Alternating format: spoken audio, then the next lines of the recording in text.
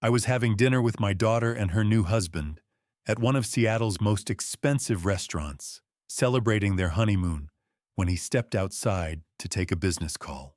It felt like a normal, happy night until an elderly man approached our table. His face was pale.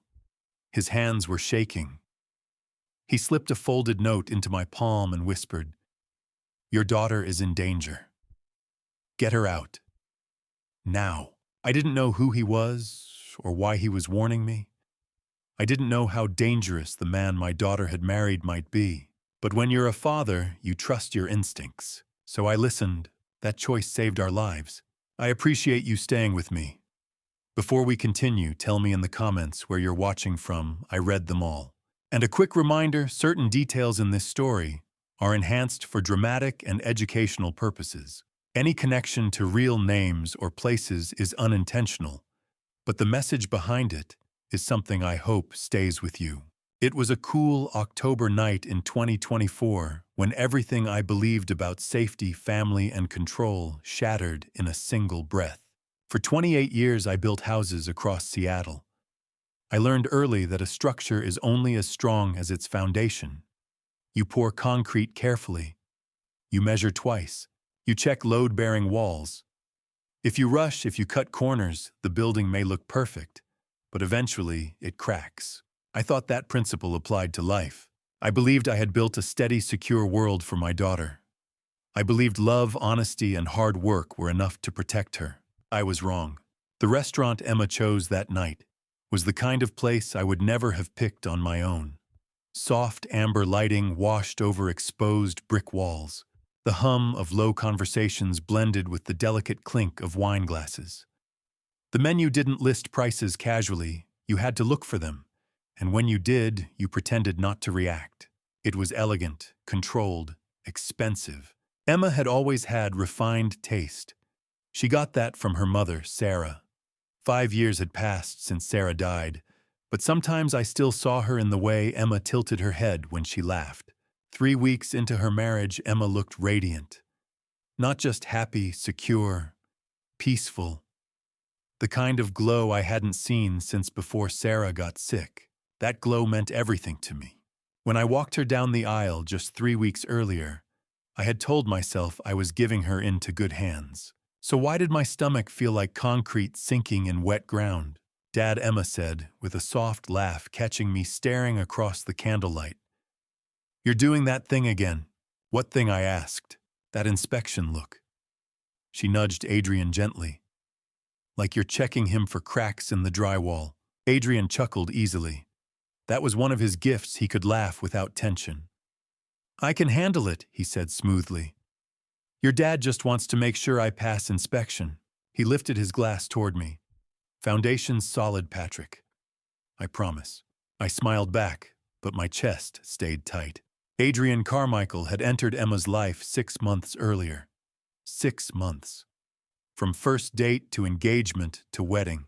It had all happened with the speed of a contractor trying to finish before winter storms. And he had taken control of everything. The marriage paperwork, the insurance updates, the joint accounts, the beneficiary changes. He'd insisted Emma didn't need to worry about legal details during wedding planning. "I'll handle it," he'd told her, and she had trusted him. That's what love does. It lowers your guard. Emma was describing their honeymoon cabin near Mount Rainier Fireplace Lake, view morning fog, drifting over the trees, when Adrian's phone vibrated against the table. He glanced down at it. For less than a second, something changed in his face. A flicker, a tension. Then it vanished.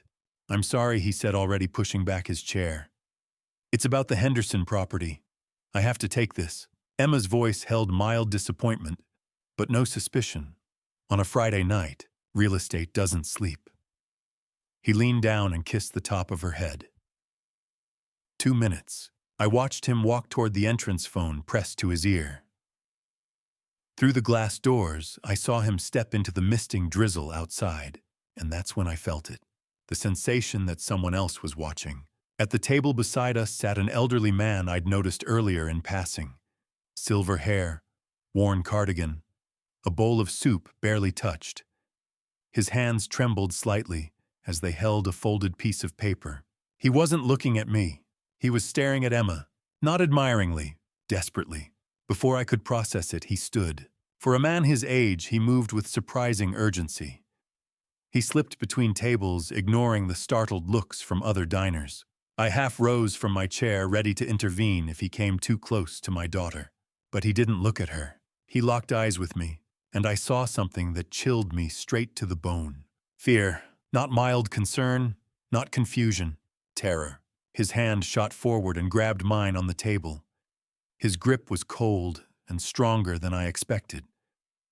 Before I could pull away, he pressed the folded paper into my palm.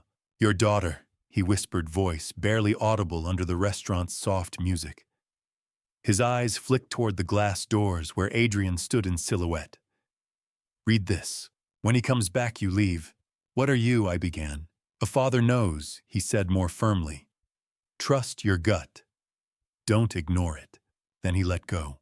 He turned and shuffled quickly toward the exit, head down, shoulders tight, as if he'd just done something that terrified him.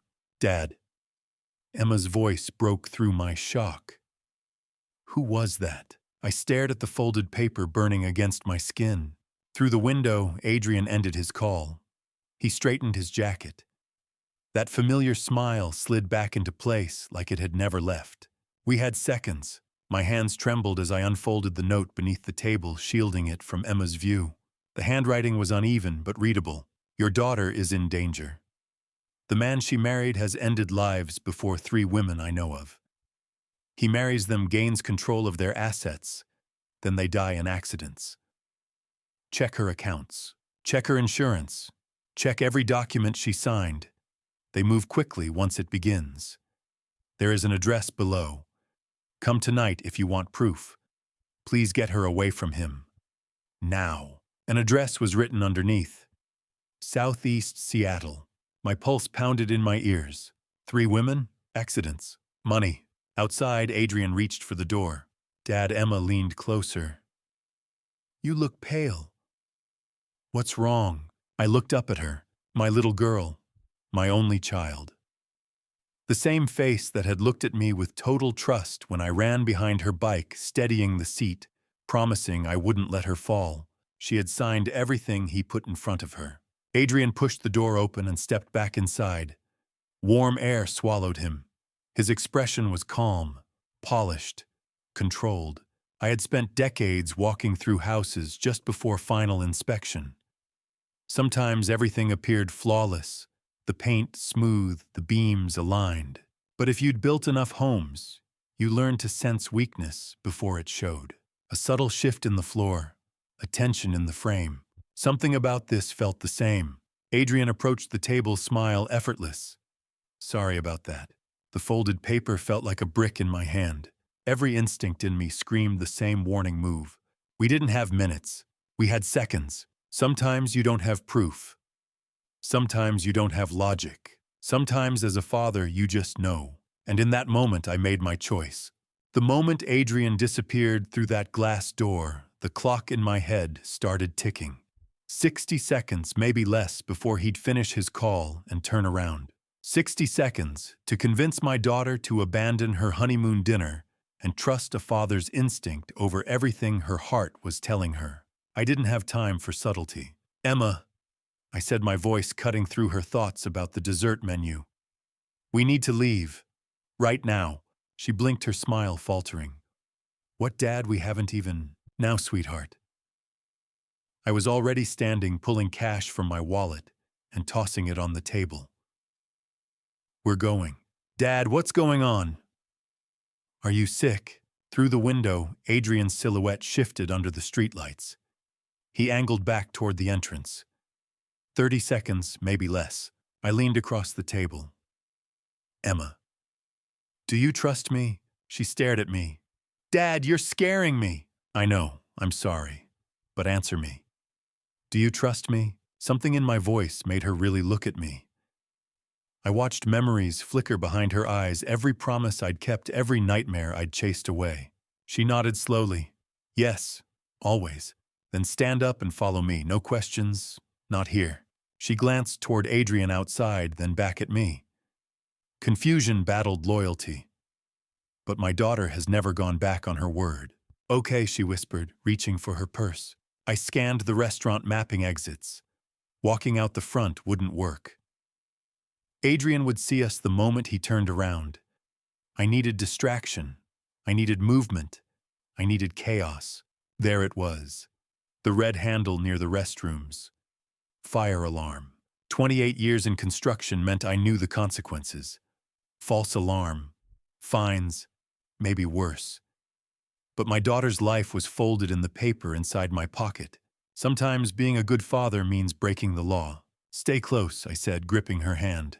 Dad, what are you? I didn't answer. I pulled her toward the wall. A waiter tried to stop me, but I was already there. My hand wrapped around the cold metal. For half a heartbeat, I hesitated. Then I pulled. The alarm exploded into sound piercing relentless.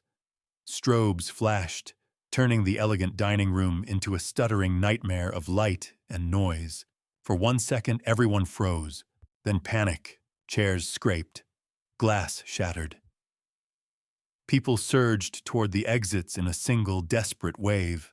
Beautiful chaos. I pulled Emma into the flow, shielding her with my body, steering us toward the glowing green exit sign over the emergency door.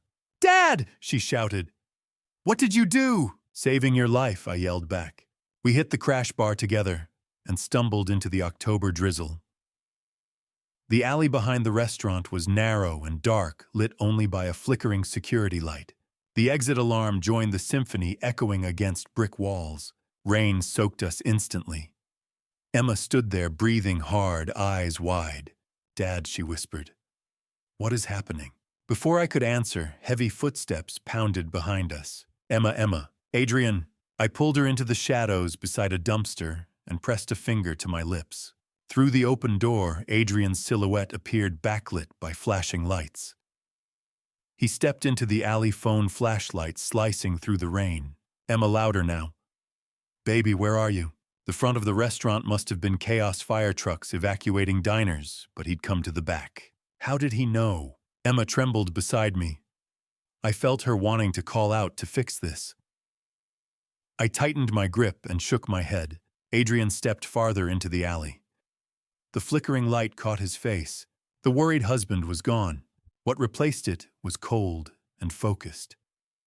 His eyes swept the alley with predator calm. When they passed over us, I stopped breathing. 3 heartbeats. Then his phone rang.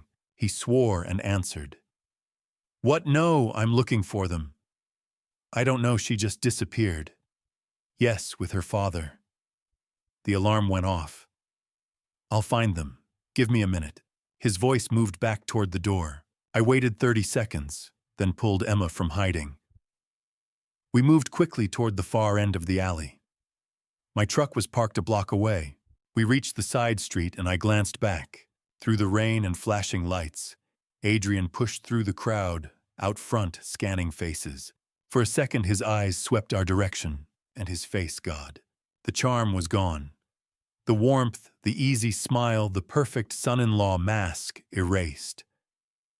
In its place was something colder, patient, calculating. A man adjusting strategy after losing control of the board. Something that told me the old man's warning hadn't been paranoia. It had been survival. Emma followed my gaze and saw him too. Dad, she breathed, and this time there was no doubt in her voice. What did he do? I didn't answer immediately. The paper in my pocket felt heavier than steel. Not what he did, I said quietly. What he was planning. Her fingers tightened around mine as another fire truck roared past. Blue and red lights painted the street in violent color. He said he loved me, she whispered. I know. And you're saying, I'm saying we don't go back, I cut in. Not tonight. Not until I show you something. Behind us, Adrian turned in a slow circle, searching. His phone was back at his ear. His movements were controlled, not frantic.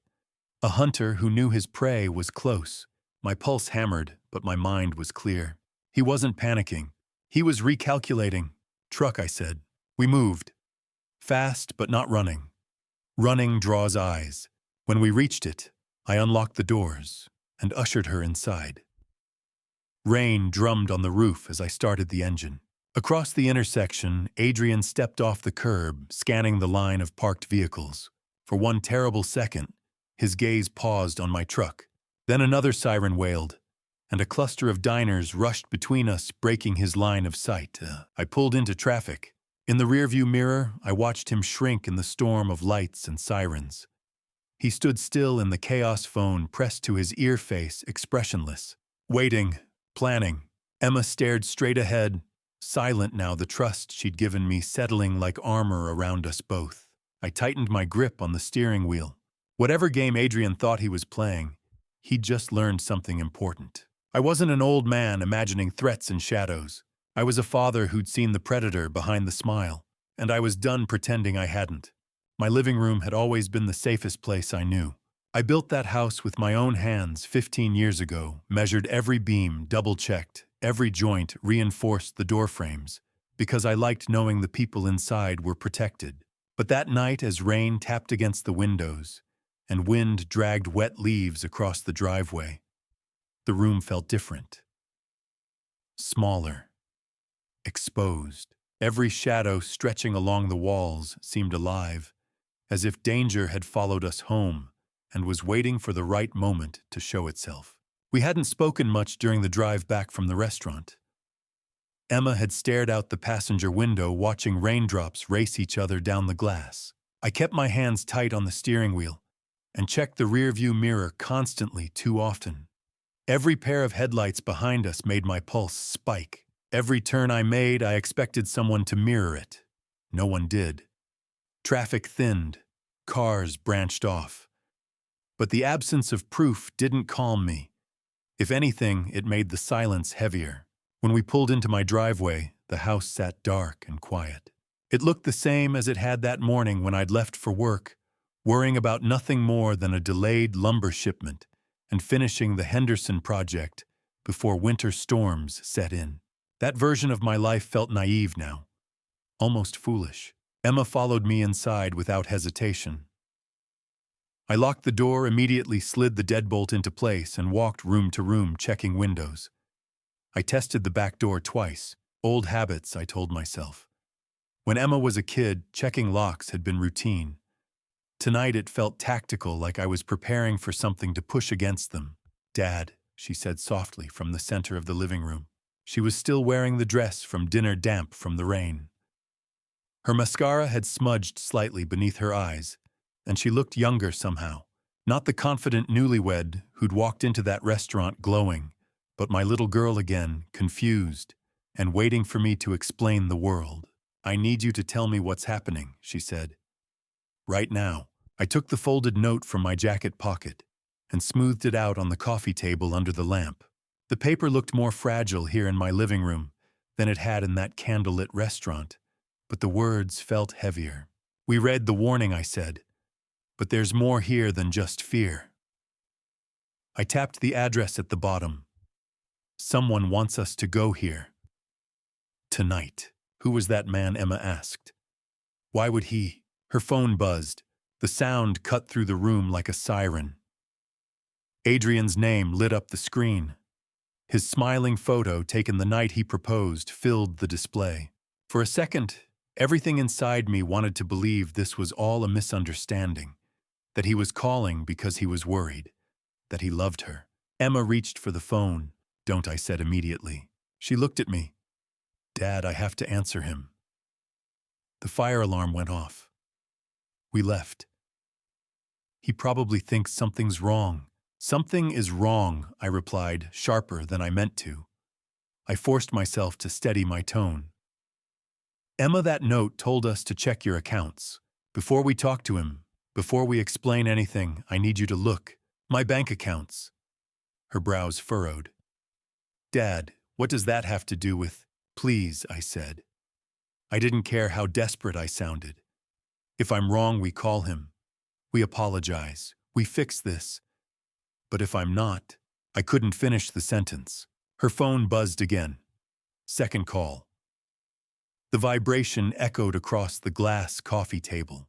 Emma looked from the screen to me to the note. Something shifted in her expression. Not fear yet, but doubt. She exhaled slowly. Okay, she whispered. She pulled her laptop from her bag and opened it on the coffee table. The screen's glow cast pale light across her face. Her fingers hovered over the keyboard for a second before she typed in her password. The phone buzzed a third time. Neither of us moved. I'm logged in, she said. What am I looking for? Anything unusual, I answered. Transactions, changes, authorizations you don't remember. She clicked into her checking account and began scrolling. Groceries, utilities, dinner last week. Her voice trailed off. I leaned closer. There's a pending transfer. She swallowed. Scheduled for tomorrow. 9 a.m. How much? She rotated the laptop toward me.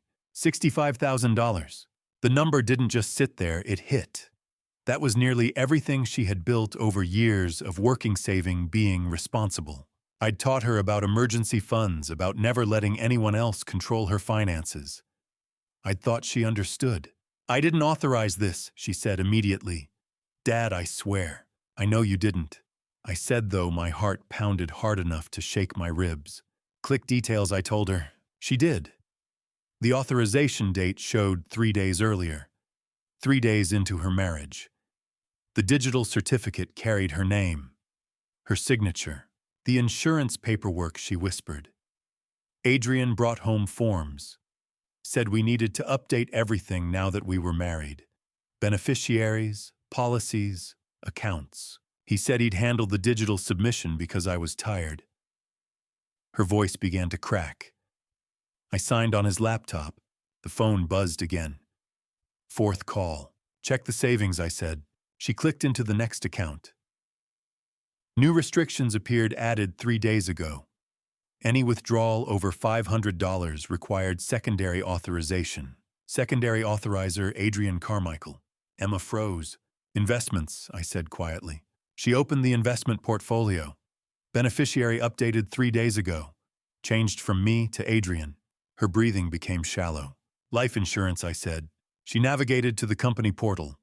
Beneficiary updated 3 days ago. Every change bore her digital signature. Every single one time-stamped within 72 hours of their wedding. This isn't real, she murmured. I signed paperwork, yes, but not this. I wouldn't sign this. You didn't, I said. You signed what he put in front of you. Her phone vibrated again. Fifth call. Sixth. Seventh. The name Adrian Carmichael flashed relentlessly, as if sheer persistence could force us to pick up. Emma stared at it. What if he knows we left on purpose, she asked. What if he realizes we're suspicious? We don't even know the full scope yet, I replied. We need clarity before confrontation.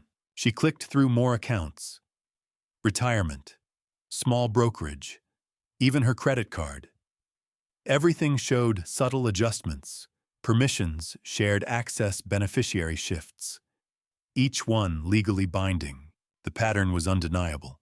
This wasn't careless paperwork. It was systematic. The old man's words echoed in my mind. They move fast once they start. Emma closed the laptop halfway and pressed her palms against her temples. Dad, she whispered, he wouldn't hurt me. I looked at her. I wanted to agree. I wanted to tell her love couldn't be weaponized like this. But numbers don't lie. He's already hurt you, I said quietly. Look at what's been done. The phone buzzed again. Eighth call. Emma's hand hovered over it. Years of instinct telling her to answer her husband, to explain, to soothe.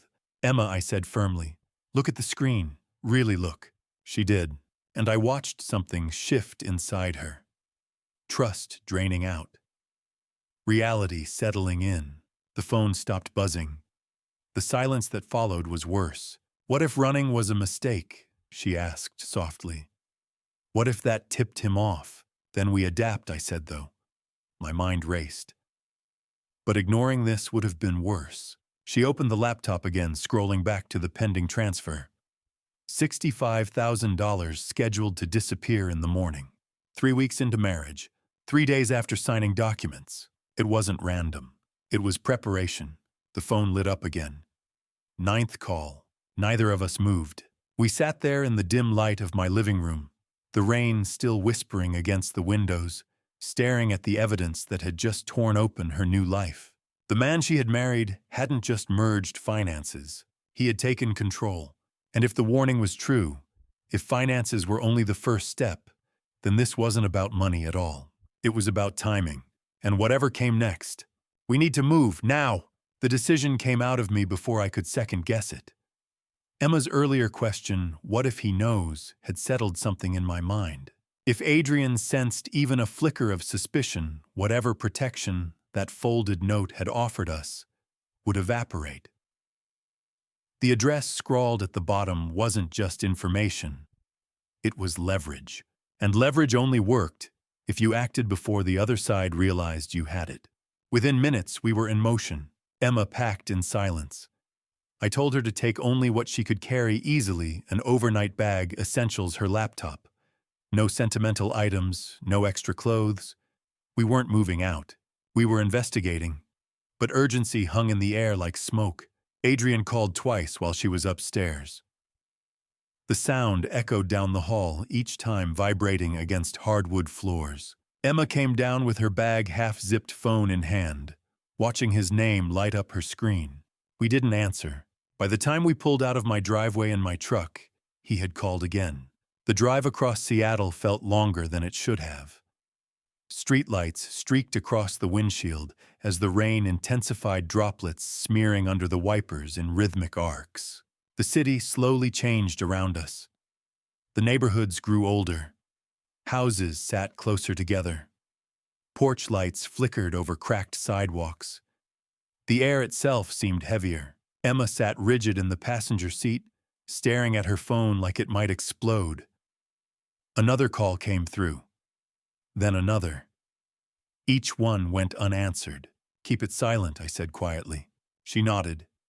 The address led us into southeast Seattle, to a street where most of the houses leaned slightly, as if exhausted from standing too long against harsh winters and tighter budgets. Paint peeled, lawns sagged, windows were patched rather than replaced. But the house at the end of the block was different. It sat on a narrow lot enclosed by a chain-link fence. The silver paint was freshly maintained. Even in the rain, the small garden inside the fence was carefully tended, roses still blooming, despite the cold soil turned recently in a vegetable patch. Whoever lived there valued order. Precision. I parked along the curb. For a moment, neither of us moved. Then the porch light flicked on. The door opened before I could knock. The elderly man from the restaurant stood framed in warm light. Under proper illumination, he looked closer to 65 than frail. His silver hair was combed neatly back. His posture straightened as he met my eyes. "Mr. Lawson," he said calmly. "Emma, please come in."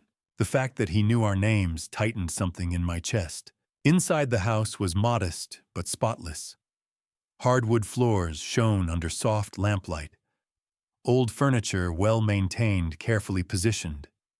The air smelled faintly of lemon polish and coffee. But it wasn't the furniture that stopped Emma in her tracks.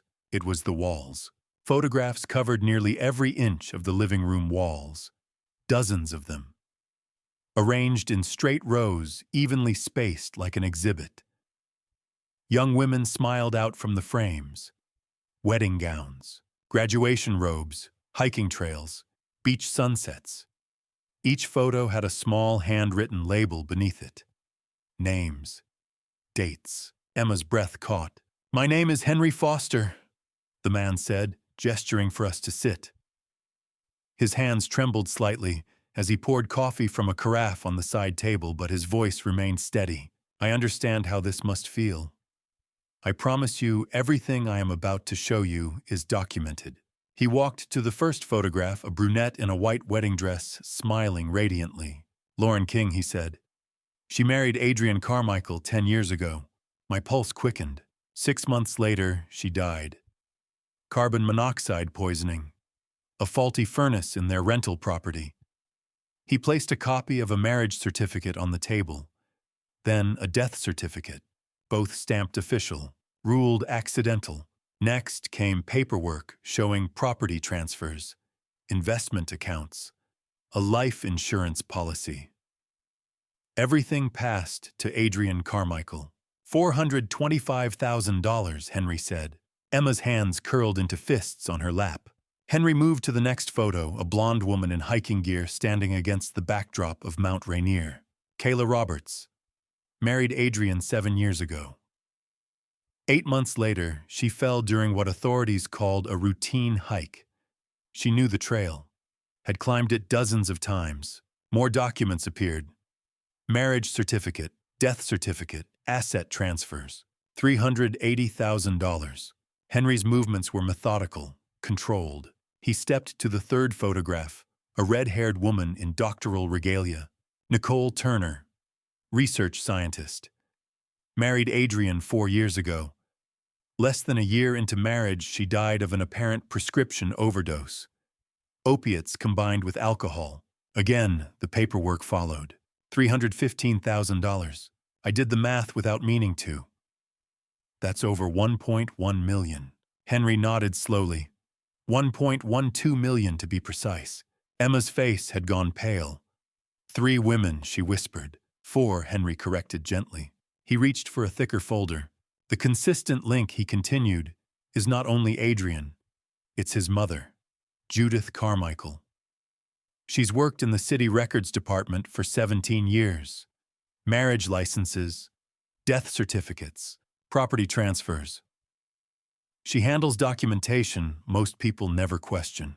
He laid out copies of filings processed through official channels. Judith's name appeared repeatedly as witness, notary, or administrative processor. The paper trail was clean, legally sound. She has access, Henry said.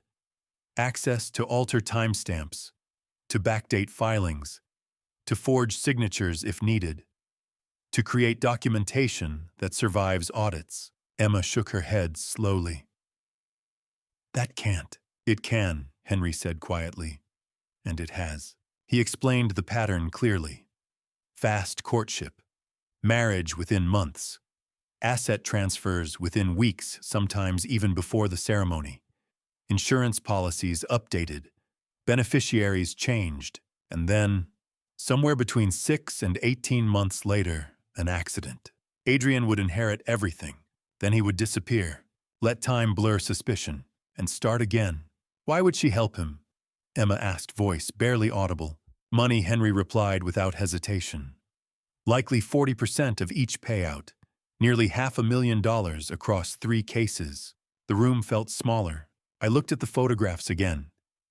Not as framed memories, but as women who had trusted someone. Emma's next, I said quietly. Henry didn't hesitate. Yes. He slid forward another stack of documents. Property transfers dated 3 days after Emma's wedding. Insurance policies updated. Beneficiary changed to Adrian Carmichael. Projected value $890,000. Emma inhaled sharply. She has more assets than the others. Henry said gently. Her house. The stock options from her company. Her inheritance from her mother. From a financial standpoint, she represents the largest gain. Tears slid silently down Emma's cheeks. I placed my arm around her shoulders. How do you know all this? I asked Henry. And how did you know where we'd be tonight? Henry's expression hardened slightly. I've been tracking Adrian for 2 years, he said. Learning his patterns, his habits, his timing. He paused, and because I once helped him, the air in the room shifted. He walked to the far end of the display and tapped a 4th photograph. A young woman with dark curls and green eyes laughing at what looked like a beach picnic. Amanda Foster, he said softly. My stomach tightened. Officially, she died 2 years ago. Single vehicle accident on Interstate 5. Rainy night. Car went off an embankment. Adrian collected $750,000. He turned and met my eyes, but she didn't die. Emma lifted her head slowly. She survived, Henry continued, and she's been watching him ever since. Morning came without warmth. The sky over Seattle shifted from black to a dull steel gray clouds hanging low enough to feel like a ceiling pressing down on the city. I hadn't truly slept. I'd closed my eyes for short stretches on Henry's couch, if that was even his real name, only to see those photographs again each time I drifted off. Lauren in her wedding dress, Kayla on a mountain trail, Nicole in her doctoral gown, smiling, unaware. Emma had dozed in an armchair wrapped in a blanket Henry had placed around her shoulders before retreating to his bedroom. Every so often she stirred as if even in sleep, she knew safety was conditional. The phone rang at exactly 6 a.m. I was already awake. So was he. "She's ready to meet," he said without introduction. His tone no longer carried the fragile tremor from the night before. It was clipped now, focused, efficient. 15 minutes from here. Nancy's diner, 6:30 sharp. He ended the call before I could respond. Emma opened her eyes immediately. "Amanda?" she asked. "Yes." I stood, stretching tension out of my back. Time to hear it from her. The drive was quiet. The streets were mostly empty except for delivery trucks and early shift workers heading toward warehouses and factories. The sky remained colorless, as if Seattle itself hadn't decided whether the day deserved to begin.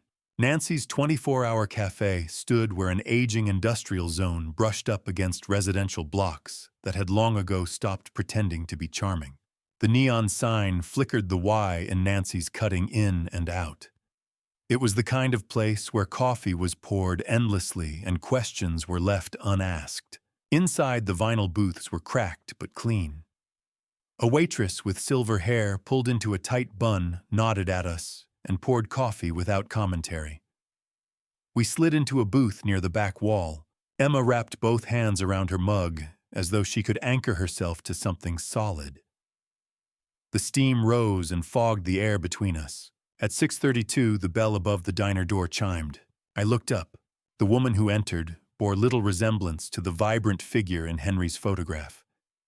The Amanda from that image had looked alive, wind in her hair, eyes bright. This woman moved cautiously, dressed in muted clothing that blended into the room. She scanned the diner before walking toward us, shoulders slightly hunched, as though minimizing herself. But when she reached the booth and slid in across from us, I saw something that photographs never fully capture. Survivor's eyes, sharp, watchful, hardened. "Mr. Lawson?" "Emma." Her voice was controlled, neither hurried nor hesitant. "My name is Amanda Foster." She appeared mid-30s. A faint scar peeked above the collar of her sweater. "How do I know that?" I asked bluntly. "How do I know you're not working with him?" She didn't flinch. Instead, she reached up calmly and pulled her collar down slightly. The scar began near her jawline and traced downward along her neck, pale, jagged, unmistakable. "Because he did this," she said. "And because he believes I'm dead." She let the fabric fall back into place and lifted her coffee cup. "2 years ago, I married Adrian Carmichael," she began. "He was charming, attentive, present. Everything I thought I wanted. We met at a technology conference. He presented himself as a real estate developer with long-term investment plans." A faint, humorless smile flickered across her lips. 3 months later, he proposed. 6 months after that, we were married. Emma's fingers tightened around her mug.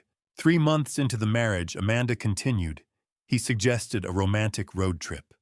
The Cascade Loop. Highway 2 toward Stevens Pass. Her hands stiffened slightly, but her voice remained steady. He had tampered with the brakes and the steering column. When I tried to slow down on a curve, nothing responded. The car tore through the guardrail and rolled down the embankment. Emma inhaled sharply. "I was partially thrown through the windshield," Amanda said. "That's where the scar comes from." She paused briefly. "I remember being conscious, bleeding. I remember Adrian climbing down toward the vehicle." Her gaze drifted slightly as if replaying it. He stood there for several seconds, watching, evaluating. Emma whispered he was checking. Amanda nodded once. Then he walked back up the embankment. A second car was waiting at the top of the road. He got in. They drove away. The waitress returned, silently refilled our cups, and moved off again. I crawled into the trees, Amanda continued. Instinct. I didn't want to be visible from the road. A hiker found me nearly 2 hours later. The EMTs told me later that another half hour and I wouldn't have survived. You let them think you died, I said. She met my eyes. I had no identification on me. The crash destroyed most of it. I was admitted as a Jane Doe. By the time I was conscious enough to speak clearly, I understood exactly what he had done. If Adrian discovered I survived, he would finish what he started. Emma swallowed. So I stayed dead, Amanda said. I allowed the paperwork to stand. I recovered under another name, quietly. When I was strong enough, I began watching. For 2 years, Emma murmured. Amanda nodded. I tracked his movements, observed his routines. I watched him begin relationships in Spokane and Portland. Neither advanced far enough for marriage. Then I saw your wedding announcement. Emma's breath faltered. I knew the timeline, Amanda said gently. I knew what came next. She placed a thick folder on the table. The weight of it was unmistakable. I contacted Henry, she said. I leaned forward. Henry Foster. Amanda's expression shifted almost imperceptibly. That's one of his names, she replied. She opened the folder. Inside were organized stacks of documents, property transfers, business registrations, driver's licenses, bearing different identities but the same face. The face of the man who had opened his door to us. Declan Mercer, Amanda said. The name landed heavily. He operates as a legitimate real estate developer, she continued. On paper, everything appears clean. But for 15 years, he has run a structured operation. He recruits men like Adrian, men capable of manipulating, capable of killing. He handles infrastructure shell companies, property acquisitions, laundering of funds. And Judith, I asked. Administrative support, Amanda replied. She processes documentation, adjusts records, facilitates clean transfers. She likely earns a percentage, but she is not the architect. Emma looked between us. So Declan is. Yes, I felt my jaw tighten. If he profits from this, if he built it, why warn us? Amanda slid out a final photograph. Grainy, but clear. A younger Declan Mercer stood beside a teenage girl. Melissa Mercer, Amanda said quietly. His daughter. Emma leaned closer. She died 23 years ago, Amanda continued. Official ruling, accidental overdose. She had been married 6 months. Her husband inherited everything. The diner's hum faded around us. He lost his daughter the same way he has helped others lose theirs, Amanda said. The pieces shifted in my mind. The house, I said slowly. The photographs. All real victims, Amanda confirmed. Real documentation. But curated. Arranged. He presents himself as a grieving father who discovered a pattern. In reality, he created the machine. Emma's hand found mine under the table. He contacted me months ago, Amanda said. Said he was finished. Said he could no longer carry the weight of it. That Adrian was becoming reckless. That the cycle needed to end. Or I countered quietly, he's calculating something bigger. Amanda held my gaze. That's possible. But he has supplied me with records I couldn't have accessed alone. He's exposed parts of his own infrastructure, and Adrian doesn't know, Emma asked. Not yet, Amanda answered. If Adrian suspects betrayal, he disappears. Declan understands that. I leaned back, absorbing it. So we sought refuge in the house of the architect, I said. Yes, Amanda replied evenly. And now that architect wants to dismantle his own creation. She nodded once. Outside, the sky brightened slightly, though the cold remained. Emma stared at the photograph of Melissa Mercer. If he truly wants this to end, she said softly, he'll have to sacrifice the person he trained. Amanda's expression didn't change, and that she said is exactly what he intends to do. The coffee in my hand suddenly tasted like betrayal. I turned slowly, already knowing what I would see. At the table directly beside ours, the one I had barely noticed when we sat down, was the man who had called himself Henry Foster. He had been there the entire time, listening. Waiting. You've been playing us, I said, my voice flat. The elderly posture vanished. He straightened, and the illusion dissolved. His shoulders no longer stooped. His eyes were sharp, not roomy. Even his voice when he spoke carried no tremor. Guilty, Declan Mercer said smoothly. But I also saved your daughter's life. At least for now. Emma's hand found mine under the table, her grip tight. Why? Amanda asked quietly. Why reveal yourself now? We could have walked away believing Henry was just another grieving father. Because we're past subtlety, Declan replied. And because Patrick needs to understand the choice in front of him. I'm not making any deals with you, I said. You haven't heard the terms. He leaned back comfortably. I've been running operations in the Pacific Northwest for 15 years. Tech executives, federal contractors, people with complex estates and clean public profiles. 1 or 2 cases a year, different cities spaced out enough to avoid patterns. The FBI has a file on me. It's thin. He gestured dismissively. Judith Carmichael, on the other hand, is sloppy. 4 victims in 10 years, same region. Greedy. Property transfers 3 days after a wedding that draws federal attention. And federal attention in Seattle is bad for my interests elsewhere. So you want her removed, Amanda said. I need her removed, but I can't do it directly. If she disappears, I'm the first suspect. However, he smiled, a concerned father uncovering a murder conspiracy. That's civic responsibility. You manipulated everything I said. The warning, the house, the photographs, Amanda. Declan saved me, Amanda said quietly. I turned to her. 2 years ago, I should have died on that mountain road, she continued. He had someone watching Adrian for separate reasons. When the crash happened, his people pulled me out and got me to a hospital. I survived because I agreed to help when he called in the favor. I gave you information, Declan said. You chose how to act. You ran from the restaurant. You came to the house. You believed what you saw. I opened doors, and now I asked. You expect me to take Judith down for you. I expect you to save your daughter. He pulled out his phone and turned the screen toward us.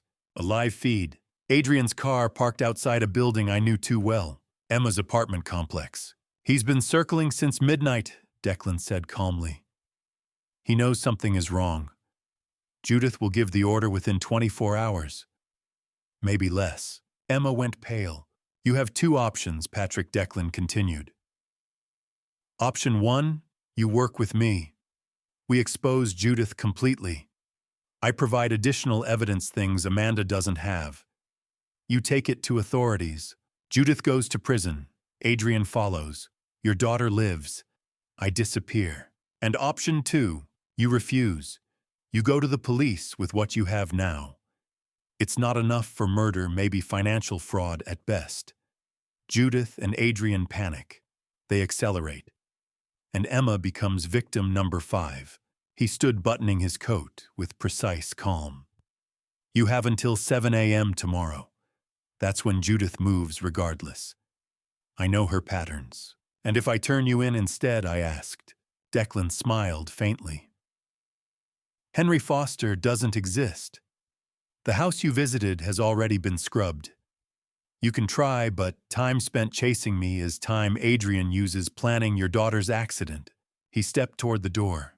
Amanda followed silently. At the threshold, he paused. Choose wisely, Patrick. My way, Judith goes to prison. Your way, he shrugged. Adrian finishes what he started. The door chimed behind them. Through the window, I watched Amanda slide into the driver's seat of a black sedan, Declan beside her. They merged smoothly into morning traffic. Nancy returned, topped off our coffee, and left the check face down. The fluorescent lights buzzed. A low radio played classic rock. The world continued as if nothing had shifted. Dad. Emma's voice trembled. What do we do? I watched the sedan disappear around a corner. 24 hours. The sun climbed higher, stretching shadows across the parking lot. 24 hours to decide whether to make a deal with a crime boss or risk my daughter's life. Two predators, both dangerous, both wanting the other gone. Declan had called Judith sloppy, greedy, drawing attention. He had also made one mistake.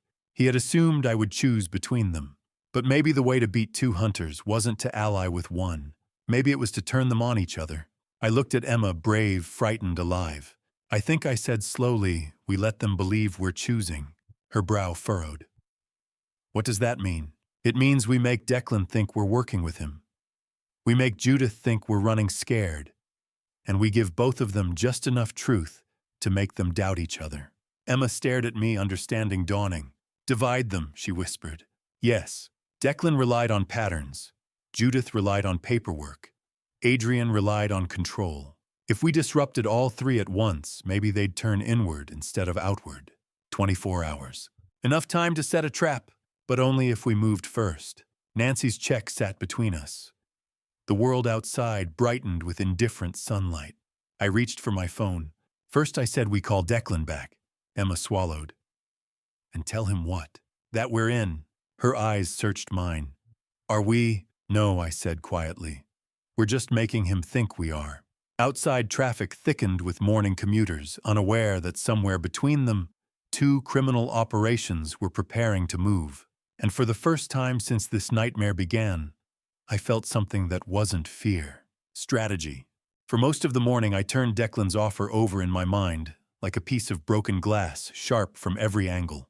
Help him expose Adrian, and I'd be partnering with the man who engineered the machine that killed those women. Refuse him outright, and we'd lose access to the one insider who understood how the operation functioned. Every direction felt contaminated. Justice on one side, complicity on the other. My conscience kept asking the wrong question. Which devil do you shake hands with? By noon, I understood the mistake. We weren't choosing between predators. We were building a cage big enough for both of them. I paced my living room 28 feet wall to wall, a measurement etched permanently into my memory, because I'd framed it myself 15 years earlier. I knew every board, every joint, every hidden nail. Emma sat curled into Sarah's old reading chair, her mother's faded quilt wrapped tight around her shoulders. She tracked my movements silently, watching the same strip of carpet darken beneath my repeated steps. Adrian's calls had stopped around 10 that morning. The silence unnerved me more than the ringing ever had. When a predator goes quiet, it usually means he's calculating. You're not actually thinking of helping Declan, Emma said at last. I stopped pacing. No, I replied. But I am thinking about letting him believe we are. Her eyes sharpened. You're going to play him. I'm going to play all of them. She straightened in the chair. That's dangerous. So is doing nothing. I moved to the coffee table and spread out the notes Amanda had given us, alongside the copies of Emma's altered financial documents. If we take Declan's deal at face value, we help him eliminate Adrian and Judith. He cleans up loose ends. He looks like the hero who ended a rogue branch of his operation. Emma frowned, which still leaves him free. Exactly. She leaned forward. So what's the plan? We gather proof that ties Declan, Judith, and Adrian together. Proof that doesn't rely on testimony.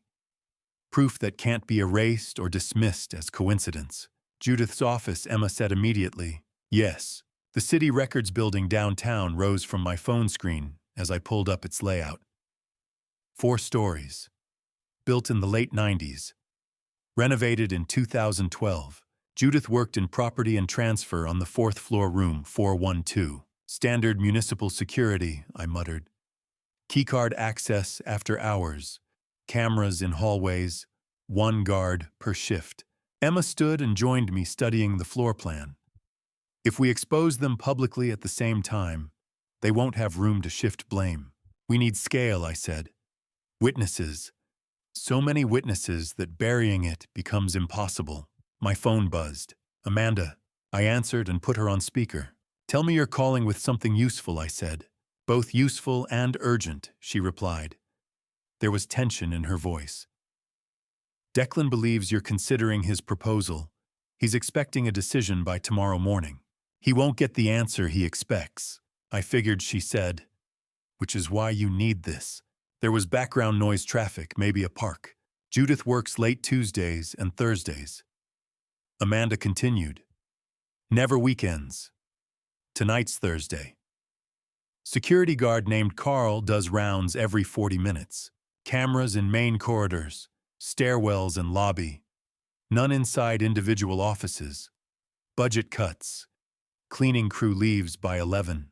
There's a 10-minute window around 10:20 where the East Service entrance is propped open for trash pickup. Emma was already scribbling notes. Amanda, I said carefully, why are you helping us? A long pause followed. Because Declan saved my life, she said finally. But I never agreed to help him sacrifice another woman. If you're planning to burn this down, maybe it finally ends. The line went dead. Emma looked up at me. Tonight. Yes, I checked the time. 2:47 p.m. I'll head downtown around 5, I said. Watch the shift change. See where Carl starts his patrol. Identify blind spots. And tomorrow, she asked quietly. Declan's deadline is tomorrow morning. This was the part that felt like swallowing glass. Tomorrow, I said slowly, you go back to Adrian. Her face drained of color. Dad, just long enough to keep him steady. Morning coffee, public place, act normal. Apologize for overreacting. Take pictures if you can. Record audio if possible. But the goal is time. You want me to be bait. I want you to be the calmest person in the room. She folded her arms tightly. What if he suspects? Then he accelerates, I said. Which means we have to move first. I took her hands in mine. They were ice cold. By the time he realizes we're not playing his script, I said we'll already have what we need. And when this goes public, you won't be alone with him. You'll be somewhere crowded. Her breathing steadied. How do we make sure they can't stop us? She asked. I looked at the stack of evidence, at the names, at the dollar amounts. We don't hand this to one reporter, I said. We don't give it to a single agency and hope it sticks. Emma's eyes widened slightly. You're thinking bigger. We make it impossible to suppress. Understanding flickered across her face. A live stream. Yes. We go into Judith's office, she said slowly, thinking it through. We document everything on camera. Files, signatures, transfers, and then I continued, we wait. For what? For them. She inhaled sharply. You want them to show up. If Declan believes we're working with him, he'll want to control the outcome. If Adrian senses something's off, he'll chase it. If Judith sees activity in her office after hours, she'll respond. And thousands of people will be watching. That's the idea. I opened my phone and began recording. This is Patrick Lawson. October 15th, 2024, 3:02 p.m. My daughter Emma and I are preparing to expose a criminal conspiracy involving multiple suspicious deaths and fraudulent financial transfers. If this recording is being heard outside this device, it means something went wrong. I stopped and saved it. Insurance, I said. We upload everything to multiple cloud accounts. Share access with trusted contacts. Automated release if anything happens. Emma nodded slowly. Fear lingered in her eyes, but so did resolve. If Adrian senses I'm not afraid, she said quietly, he'll believe he still has control. That's exactly what we want. Her phone buzzed. A text. She looked down. Miss you. Coffee tomorrow, need to talk. The timing almost made me laugh. Perfect, I said. She hesitated. 10 a.m., I said. That cafe near his place. Lots of people. Her fingers trembled as she typed. Yes. I'm sorry about the other night. We should talk. 10 a.m. His reply came almost instantly. Can't wait. I love you. Emma stared at the words as if they'd physically struck her. I felt anger simmer low in my chest. Not loud, not explosive, but focused. Tonight I said I scout the building. Tomorrow morning you perform. After that we move. She looked at me, not as a child, as a partner. What if Declan changes his mind, she asked. He won't, I replied. Not if he thinks he's in control. And if he isn't, Then he'll reveal himself. Outside, the afternoon light shifted toward evening. The city carried on traffic errands, office workers closing laptops. Somewhere across Seattle, Declan waited for confirmation he'd secured our cooperation. Judith processed paperwork with bureaucratic precision. Adrian planned whatever he believed would happen next. They all assumed time was on their side. It wasn't. I checked my watch. "I'll leave in 20 minutes, I said. "You stay here. Lock everything. Don't answer unknown numbers." She nodded. "And Emma," I added softly. "Yes, you don't flinch tomorrow." Her jaw set. "I won't." I grabbed my jacket and keys. By this time tomorrow, their operation would be exposed under floodlights. Not whispered about. Not buried in sealed files. Witnessed! And this time the names on the wall wouldn't be forgotten. This time the world would be watching. The afternoon after we broke into Judith's office felt suspended in a strange, fragile calm. We had what we'd risked, everything for copies of files, photographs of spreadsheets, transaction histories, mapping every death to every dollar. Multiple backups sat encrypted in the cloud. Links had been sent to secure accounts. Timed releases were in place if anything happened to us. And yet none of that made it easier to watch my daughter prepare to walk back into the arms of the man who planned to kill her. Emma stood in front of her bedroom mirror rehearsing. The house was quiet except for the hum of the refrigerator and the distant sound of traffic outside. She adjusted her hair, wiped at eyes that were no longer red from crying. Practiced the tilt of her head. The cadence of apology. "Hey, I'm sorry. My dad just panicked. He gets like that sometimes. Protective, you know," she said softly, testing the tone. I leaned against the doorframe, arms crossed tightly over my chest. Every instinct I had screamed at me to stop this, to tell her we'd find another way. "You don't have to do this," I said. She looked at me in the mirror. Not as a child asking permission, as a woman making a decision. "Lauren trusted him," she said quietly. "Kayla trusted him. Nicole trusted him. That's why they didn't see it coming." She turned to face me. "I'm going in knowing exactly what he is. That's the difference." I didn't argue again. She picked up her phone and stared at Adrian's name in her contacts. 36 hours since she'd spoken to him. 36 hours of unanswered calls, of silence that must have been gnawing at him. She inhaled slowly and pressed call. I could hear his voice faintly through the speaker the moment he answered. "Emma, where are you?" "I've been losing my mind." Relief laced his tone, but beneath it something else. Controlled. Measuring. "Adrian." "I'm sorry," Emma said, her voice trembling just enough to sound real. "Dad had this panic episode. He scared me." I didn't know what to think. A beat of silence. "It's okay," he replied smoothly. "I just want to know you're safe." "I am. Can we meet? I need to see you." "Of course."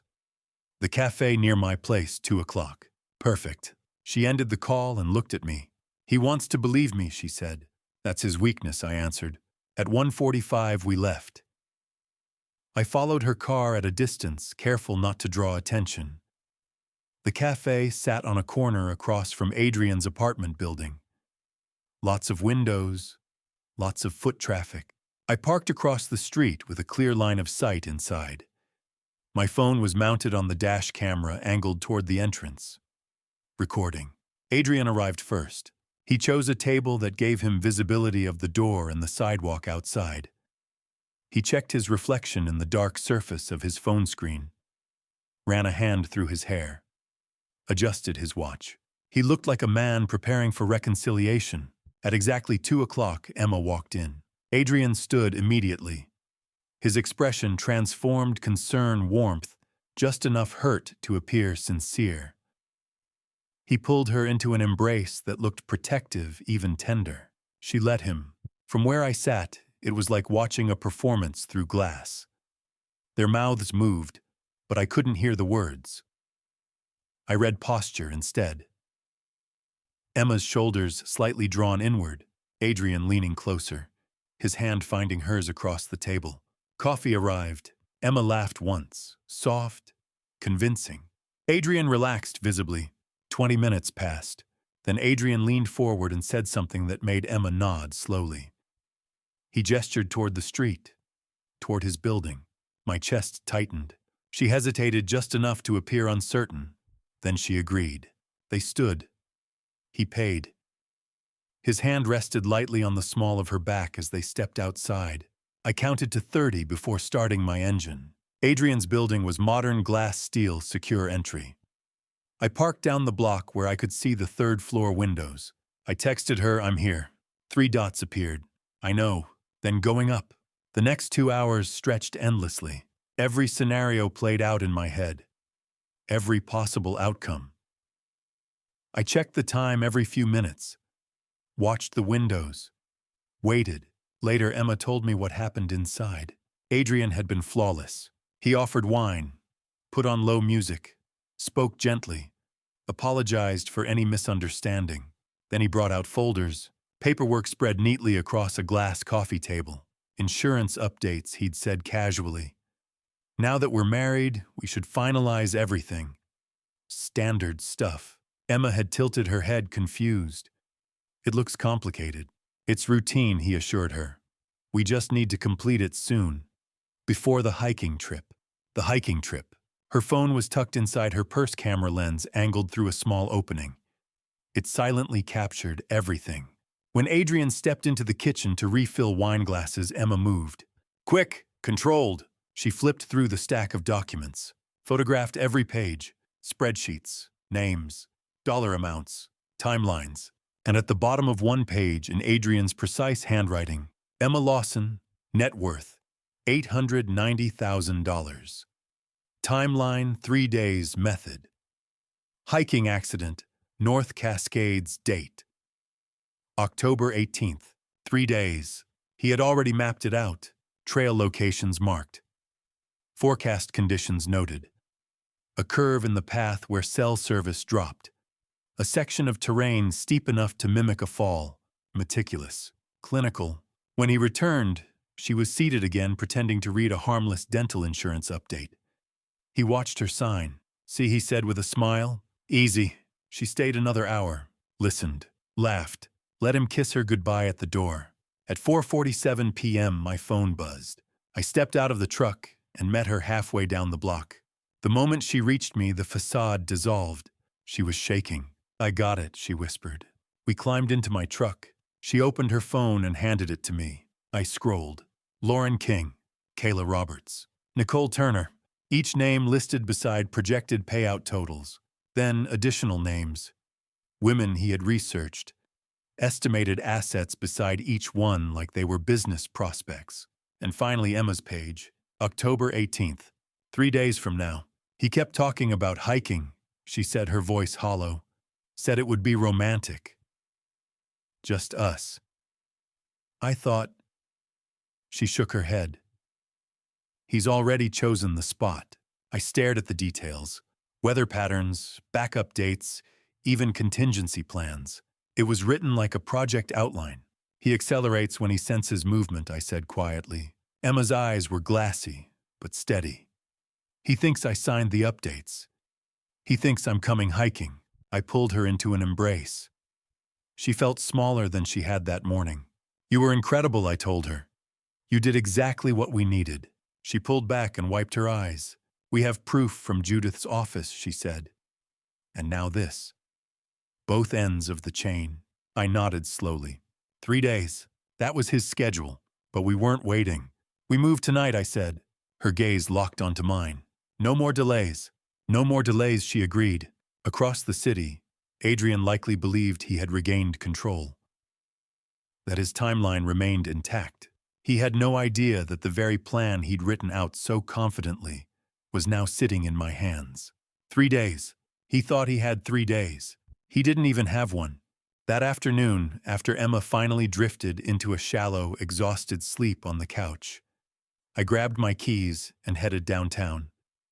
She needed rest before tomorrow's performance. I needed reconnaissance. 28 years in construction had taught me something most people never think about. No building is invincible. Every structure has stress points. Every security system has blind spots, concrete ages, cameras miss angles, human beings fall into patterns. Judith Carmichael worked inside one of those structures, and I intended to learn it. Downtown Seattle at 5 p.m. was a moving current of people, office workers flowing toward bus stops and parking garages, conversations overlapping heels, striking pavement in hurried rhythm. I parked 3 blocks from the City Records building and crossed the street to a small coffee shop with a front window facing the entrance. I ordered something I didn't taste and claimed a table near the glass. From there I watched. The City Records building looked exactly like the era that birthed it, 1970s brutalist architecture. 6 stories of poured concrete stacked in rigid symmetry. Narrow vertical windows like slits in a fortress wall. Functional. Cold. Built during a time when government buildings were designed to feel immovable. I had worked on a seismic retrofit for a similar structure in 2019. I knew the type. Reinforced sheer walls, aging electrical conduits hidden behind panels that had been repainted but never replaced. Security upgrades layered onto original bones. At 5:05 p.m., the first wave of employees exited. At 5:15, I spotted Karen, the staffer Amanda had mentioned. Mid-40s, tired posture, canvas tote slung over one shoulder. She tapped her earbuds in and joined the stream heading toward the bus line. Inside, through the front glass, I could see the security desk. Carl, mid-50s, broad around the waist. Uniform slightly wrinkled. He leaned back in his chair until 5:18, then stood stretched, picked up a handheld radio, and disappeared down an interior corridor. I checked my watch. The timing started. 40 minutes later, Carl reappeared at the desk. He made a notation in a logbook. Adjusted his chair. Took a sip from a thermos. Predictable. That was good. I finished the coffee I hadn't been drinking and stepped outside. Instead of approaching the main entrance, I circled the block. The front doors were heavily covered camera domes above both entry points, keycard panels glowing red beside them. The north entrance mirrored it, too exposed. The rear alley told a different story. Behind the building, a shared service corridor ran between 2 neighboring office complexes. The pavement was cracked. Graffiti faded on a brick wall opposite the loading dock. At 6:30 p.m., a maintenance truck backed into the service area. 2 workers in gray coveralls stepped out and began unloading supplies. One propped the metal service door open with a wheeled cleaning cart, while the other carried equipment inside. I didn't approach. I watched from the opposite side of the alley. The door stayed open for nearly 15 minutes. Standard practice. Convenience over security. Near the doorway, a laminated schedule was posted in a plastic sleeve. I walked casually past, pretending to check my phone while reading it. Cleaning crew arrival 10 p.m., departure 11 p.m. 4 hours to service 6 floors. Amanda had been right. I continued my perimeter walk. Camera domes were mounted at regular intervals along the exterior, visible enough that someone wanted them seen. Heavy coverage on the lower 3 floors where public counters operated during business hours. I counted. The 4th floor property and transfer had 2 visible corridor cameras based on the external placements and what I could infer from window positioning. No obvious stairwell cameras. Older buildings often skipped stairwell upgrades during retrofits. Too expensive. Too little perceived risk. That was our entry point. I returned to my truck, parked several blocks away, and opened my notes app. Sketch. Parking garage beneath building likely accessed via ramp near service alley. Service entrance propped during cleaning. Stairwell connects all floors. 4th floor, 2 corridor cameras. Room 412 end of hall per Amanda. At 8 p.m., I came back. Downtown had changed. Rush hour was gone. Sidewalks thinned. Streetlights cast long reflections across damp pavement. The building loomed darker now, most windows black except a handful on upper floors. Carl's silhouette was visible again behind the glass. I resumed timing. He stood at 8:07. Walked out of frame. 40 minutes. Returned at 8:47. Logged something. Saturday. Same rhythm. By 9:30, I knew his patrol cycle down to the minute. He began rounds at roughly 7 minutes past each hour. Spent approximately 12 minutes covering the first 2 floors.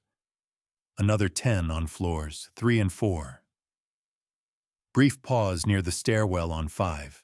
Then back to desk, which meant there was a window. After the cleaning crew left at 11 p.m., there would be a 15-minute lull before Carl initiated his next patrol. 11:15 p.m. That was our entry point. I leaned back in my truck seat and reviewed everything again. Enter via service entrance at 11:15 p.m. Use stairwell to avoid corridor cameras. Reach 4th floor while Carl remains on lower levels. Access room 412. Document rapidly files, drives, hard copies. Exit before midnight patrol. 20 minutes. 20 minutes to gather proof of years of fraud and murder. 20 minutes to capture documentation, tying Judith to altered records and Declan to orchestration.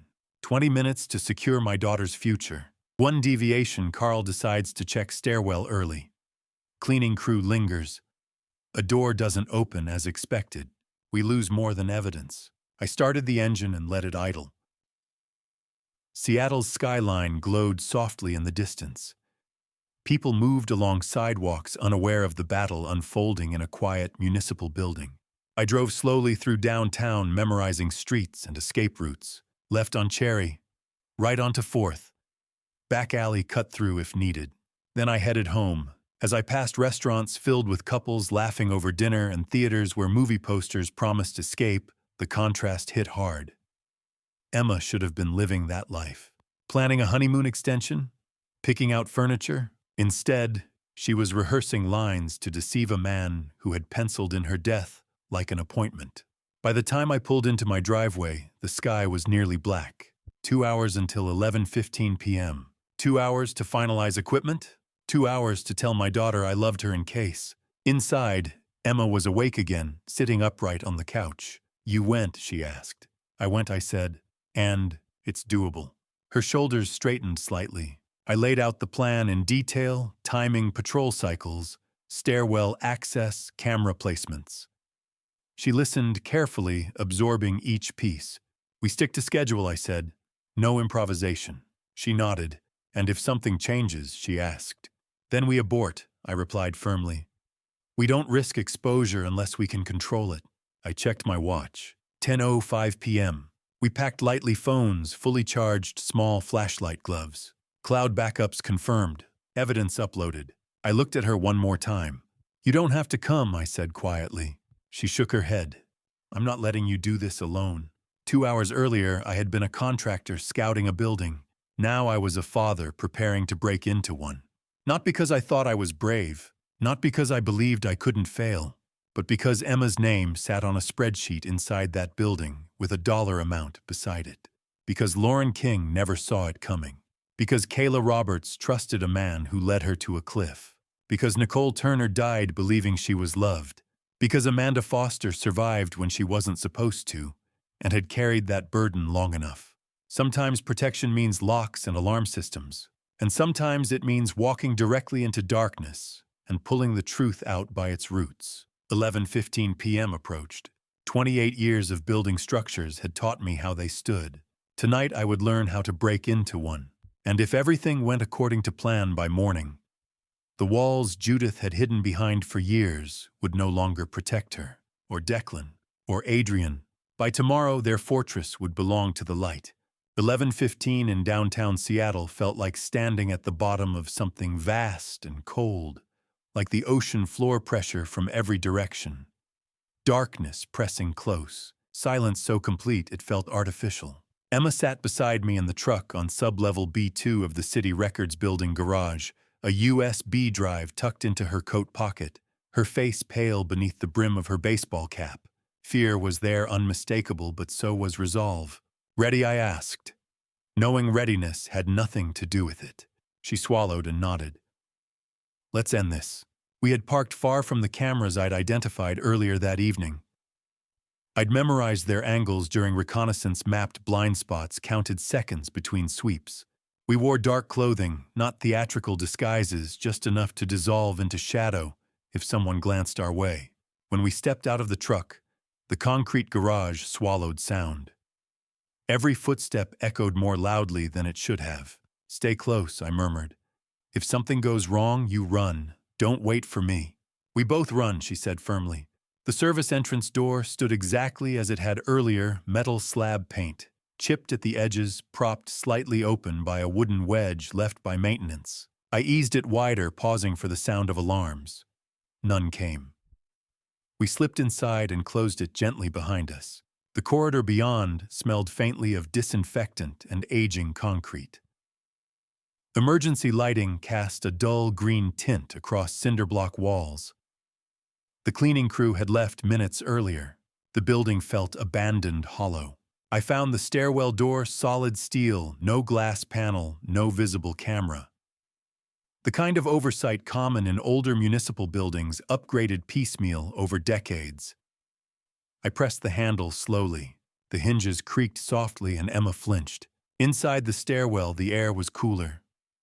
The only illumination came from exit signs glowing red at each landing.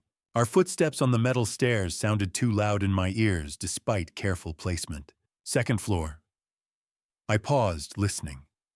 Nothing but the low mechanical hum of ventilation and distant electrical current. Third floor. Emma's breathing was shallow beside me. I touched her shoulder briefly, grounding us both. Fourth floor. I approached the narrow wired glass window in the stairwell door and angled myself to minimize exposure. The corridor beyond was empty fluorescent lights humming overhead. 2 dome cameras were mounted near the elevator bank just as I'd observed. Their lenses pointed down the main stretch of hallway, not toward the stairwell alcove. This was the gap I'd counted on. I pushed the door open carefully. "Stay tight to the wall," I whispered. We moved along the corridor's edge where camera coverage thinned. Door numbers passed in sequence 408, 410, and then the corner where the hallway bent. Room 412 waited there, its brass nameplate reading Judith Carmichael, Deputy Director Property and Transfer. I knelt at the door while Emma stood watch. From my jacket pocket, I withdrew the tension wrench and pick I'd carried. Skills learned decades earlier on construction sites where you sometimes locked yourself out and couldn't afford a locksmith. "This won't take long," I breathed. The lock was commercial grade, but not specialized. 5 pins. I applied steady pressure, feeling for resistance through the metal. The first 2 pins clicked smoothly into place. The third resisted stubborn. Behind me, Emma's breath hitched. I froze. Footsteps faint somewhere beyond the bend in the hall. They passed, fading down another corridor. Not the measured pace of Carl's patrol. Likely someone exiting late. I resumed. The 4th pin gave. Then the 5th. The wrench turned gently, and the bolt slid free with a soft metallic snap that sounded enormous in the quiet. I opened the door slowly. Darkness greeted us. I stepped inside first and eased it closed behind us. The air inside the office felt warmer, stale from hours of inactivity. I flicked on a small flashlight, keeping the beam low. The room was unremarkable. A tidy desk with a computer monitor, filing cabinets lining one wall, a coffee mug printed with a golden retriever, framed family photos, Judith beside a teenage boy who could only be a younger Adrian. Ordinary. That was what struck me hardest. Nothing in this room announced that lives had been methodically dismantled from this very desk. "I'll take physical files," I whispered. "You handle the system." Emma moved to the desk and crouched beside the computer tower. She powered it on. The monitor glowed blue, illuminating her face. Her fingers moved with practiced precision as she navigated login prompts. I tested the first filing cabinet drawer. Locked. I knelt again, working the simpler cabinet mechanism. It yielded faster than the door. The drawer slid open with a muted scrape. Folders were organized by year, labeled neatly with initials. I pulled 2020. Lauren King. Marriage certificate. Death certificate. Property transfers. Insurance payout documentation. Every form stamped and filed, indistinguishable from routine bureaucracy. I set my phone to silent capture mode and photographed each page rapidly. "Dad," Emma whispered urgently. "I'm in." There are spreadsheets, comprehensive logs, victim names, projected payouts, communications. "It's all here." "How much time?" I asked quietly. "Downloading now. I need 10 minutes minimum." I checked my watch. 11:28. Carl's patrol cycle would bring him upward soon. I opened 2017. Kayla Roberts. Same pattern. Same cold efficiency. Then 2014. Nicole Turner. Each file reduced a human life to columns of numbers and signatures. Emma's fingers flew across keys. "There are email chains linking to shell corporations," she said softly, "and metadata. I'm copying entire directories." "Grab everything," I replied. "No filtering." She inserted the USB drive. A small blinking light confirmed data transfer. I moved to a second cabinet. More recent folders. Pending cases. I flipped one open and saw new names, women not yet married to Adrian, but flagged for evaluation. Net worth estimates written in pen. I photographed every page. The room felt smaller by the second. The fluorescent ballast hummed overhead. Somewhere in the building, pipes shifted faintly. 6 minutes, Emma whispered. I moved to Judith's desk drawers. The top drawer held standard office supplies. The second contained a leather-bound notebook. Inside were handwritten notes, initials paired with dates, references to policy updates, reminders tied to payout schedules. I photographed each page. "Copy complete," Emma breathed. Verifying integrity. I closed the cabinet drawer carefully, aligning it exactly as before. "Clear browser history?" she asked. "No," I said. "Leave it exactly as it was." We needed no evidence of tampering.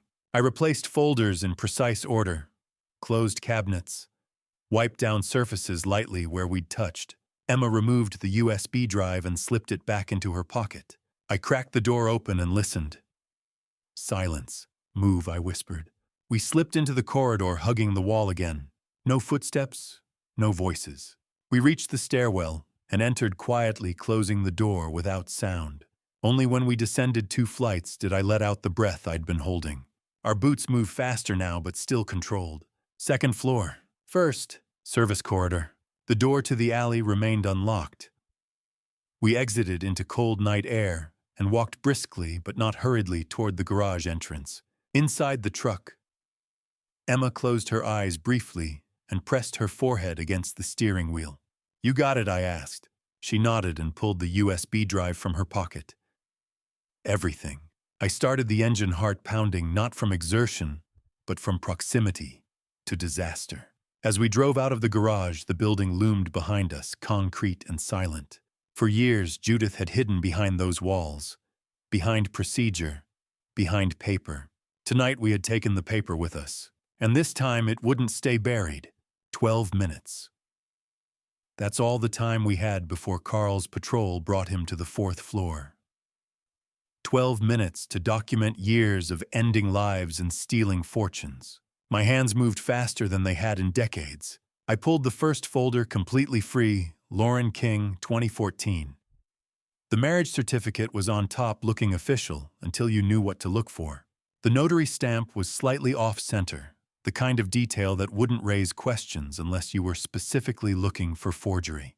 Beneath it, the death certificate cause of death listed as carbon monoxide poisoning from a faulty furnace. Then the property transfers, her grandmother's house in the suburbs, investment accounts, life insurance policies. Total value $425,000, all passing to Adrian Carmichael. I photographed every page with my phone, forcing my hands steady despite the adrenaline. Each document was a piece of a woman's life reduced to paperwork and profit. Behind me, Emma's fingers flew across the keyboard, the soft clicks punctuating the silence like a countdown timer. I moved to the next folder. Kayla Roberts, 2017. Marriage certificate, death certificate this time, a hiking accident on Mount Rainier. Property transfer documents, $380,000. More notes in Judith's handwriting, detailing which stamps she'd used, which documents required backdating, which officials had signed off without looking too closely. "Dad," Emma's whisper was tight with shock. I'm in the main database. There's a spreadsheet. Projects.xlsx. I glanced over while sliding out the third folder. Emma's face was illuminated by the monitor's blue glow, her eyes wide. It's not just 3 victims, she breathed. There are preliminary research files on 6 other women. Women with assets, women who fit the profile. She's been hunting. Nicole Turner, 2020. The pattern repeated marriage death by prescription overdose property transfer. $315,000. Judith's notes were more detailed here, including copies of the forged prescription forms, documentation of how she'd backdated the paperwork to make everything appear legitimate. $1.12 million stolen from 3 dead women documented in neat folders like they were just another day at the office. Copy everything, I said quietly. Multiple backups. Emma's USB drive was already working. Uploading to Dropbox and Google Drive. Multiple accounts. Even if they find one, we'll have copies. I checked my watch, 11:35 p.m., 5 minutes before Carl would be at the elevator pressing the button for the 4th floor. I photographed the last pages of Nicole's folder, Judith's step-by-step notes on how to process fraudulent death certificates, which county offices had lax verification procedures, which stamps could be forged with simple tools ordered online. It was the instruction manual for murder filed away like a recipe collection. 87%, Emma whispered, watching the upload progress bar. 92%. I carefully returned the folders to their exact positions, making sure the tabs aligned perfectly. Any sign of disturbance and Judith would know someone had been here. There's more, Emma said, her voice shaking slightly. A folder called Future Targets. 4 women in Seattle. Names, addresses, net worth calculations, relationship status. She's been researching them. Is your name? No, not yet. Emma's fingers flew across the keyboard, taking screenshots. But these women… Dad, we have to warn them. After we're done with Judith, we have to… We will. I moved to stand behind her, watching the screen. 4 photographs, 4 profiles. Women going about their lives unaware that someone was calculating their worth and planning their ends. 96%, Emma reported. Almost there. I scanned the office one final time, making sure everything was exactly as we'd found it. The coffee mug with the golden retriever, the family photos, the neat stacks of paperwork. No sign that we'd been here, except for the files now uploading to cloud servers across the internet. 98%, 99. My watch showed 11:38. 2 minutes until Carl reached this floor. We needed to be in that stairwell moving down and away before he stepped out of the elevator. 100%, Emma breathed. It's backed up. Multiple copies. They can't erase this. She ejected the USB drive, shut down the computer properly, no sudden power-offs that might leave traces in the system logs. I gathered my tools, returned them to my pocket. Everything had to look undisturbed, unremarkable. Let's go, I said. But Emma had frozen at the computer, her hand still on the mouse, staring at the screen. Dad. Her voice was barely audible. There's one more file. Judith's personal notes. Not in the projects folder. Hidden in a subfolder labeled Insurance. Emma, we're out of time. It's about Declan Mercer. That stopped me. I moved to see the screen. The file was a detailed dossier. Decades of information on Declan Mercer compiled methodically, obsessively. Money laundering operations in 3 states. Names of victims going back 15 years, well before Judith had started working with Adrian. Financial records showing Declan's cut from various projects, totaling millions. Contact information for law enforcement agencies, federal investigators, journalists who'd covered similar cases. Judith wasn't just working for Declan Mercer. She was building a case against him. This is… Emma scrolled through page after page. This is everything. bank accounts, property holdings, aliases he's used. She's been documenting his entire operation. If this got out, Declan would go to prison for life. Or if Declan found out she had this, I said slowly, he'd make sure she never had the chance to use it. Emma looked up at me, horror and understanding mingling in her expression. She's planning to betray him, take him down and eliminate her competition at the same time.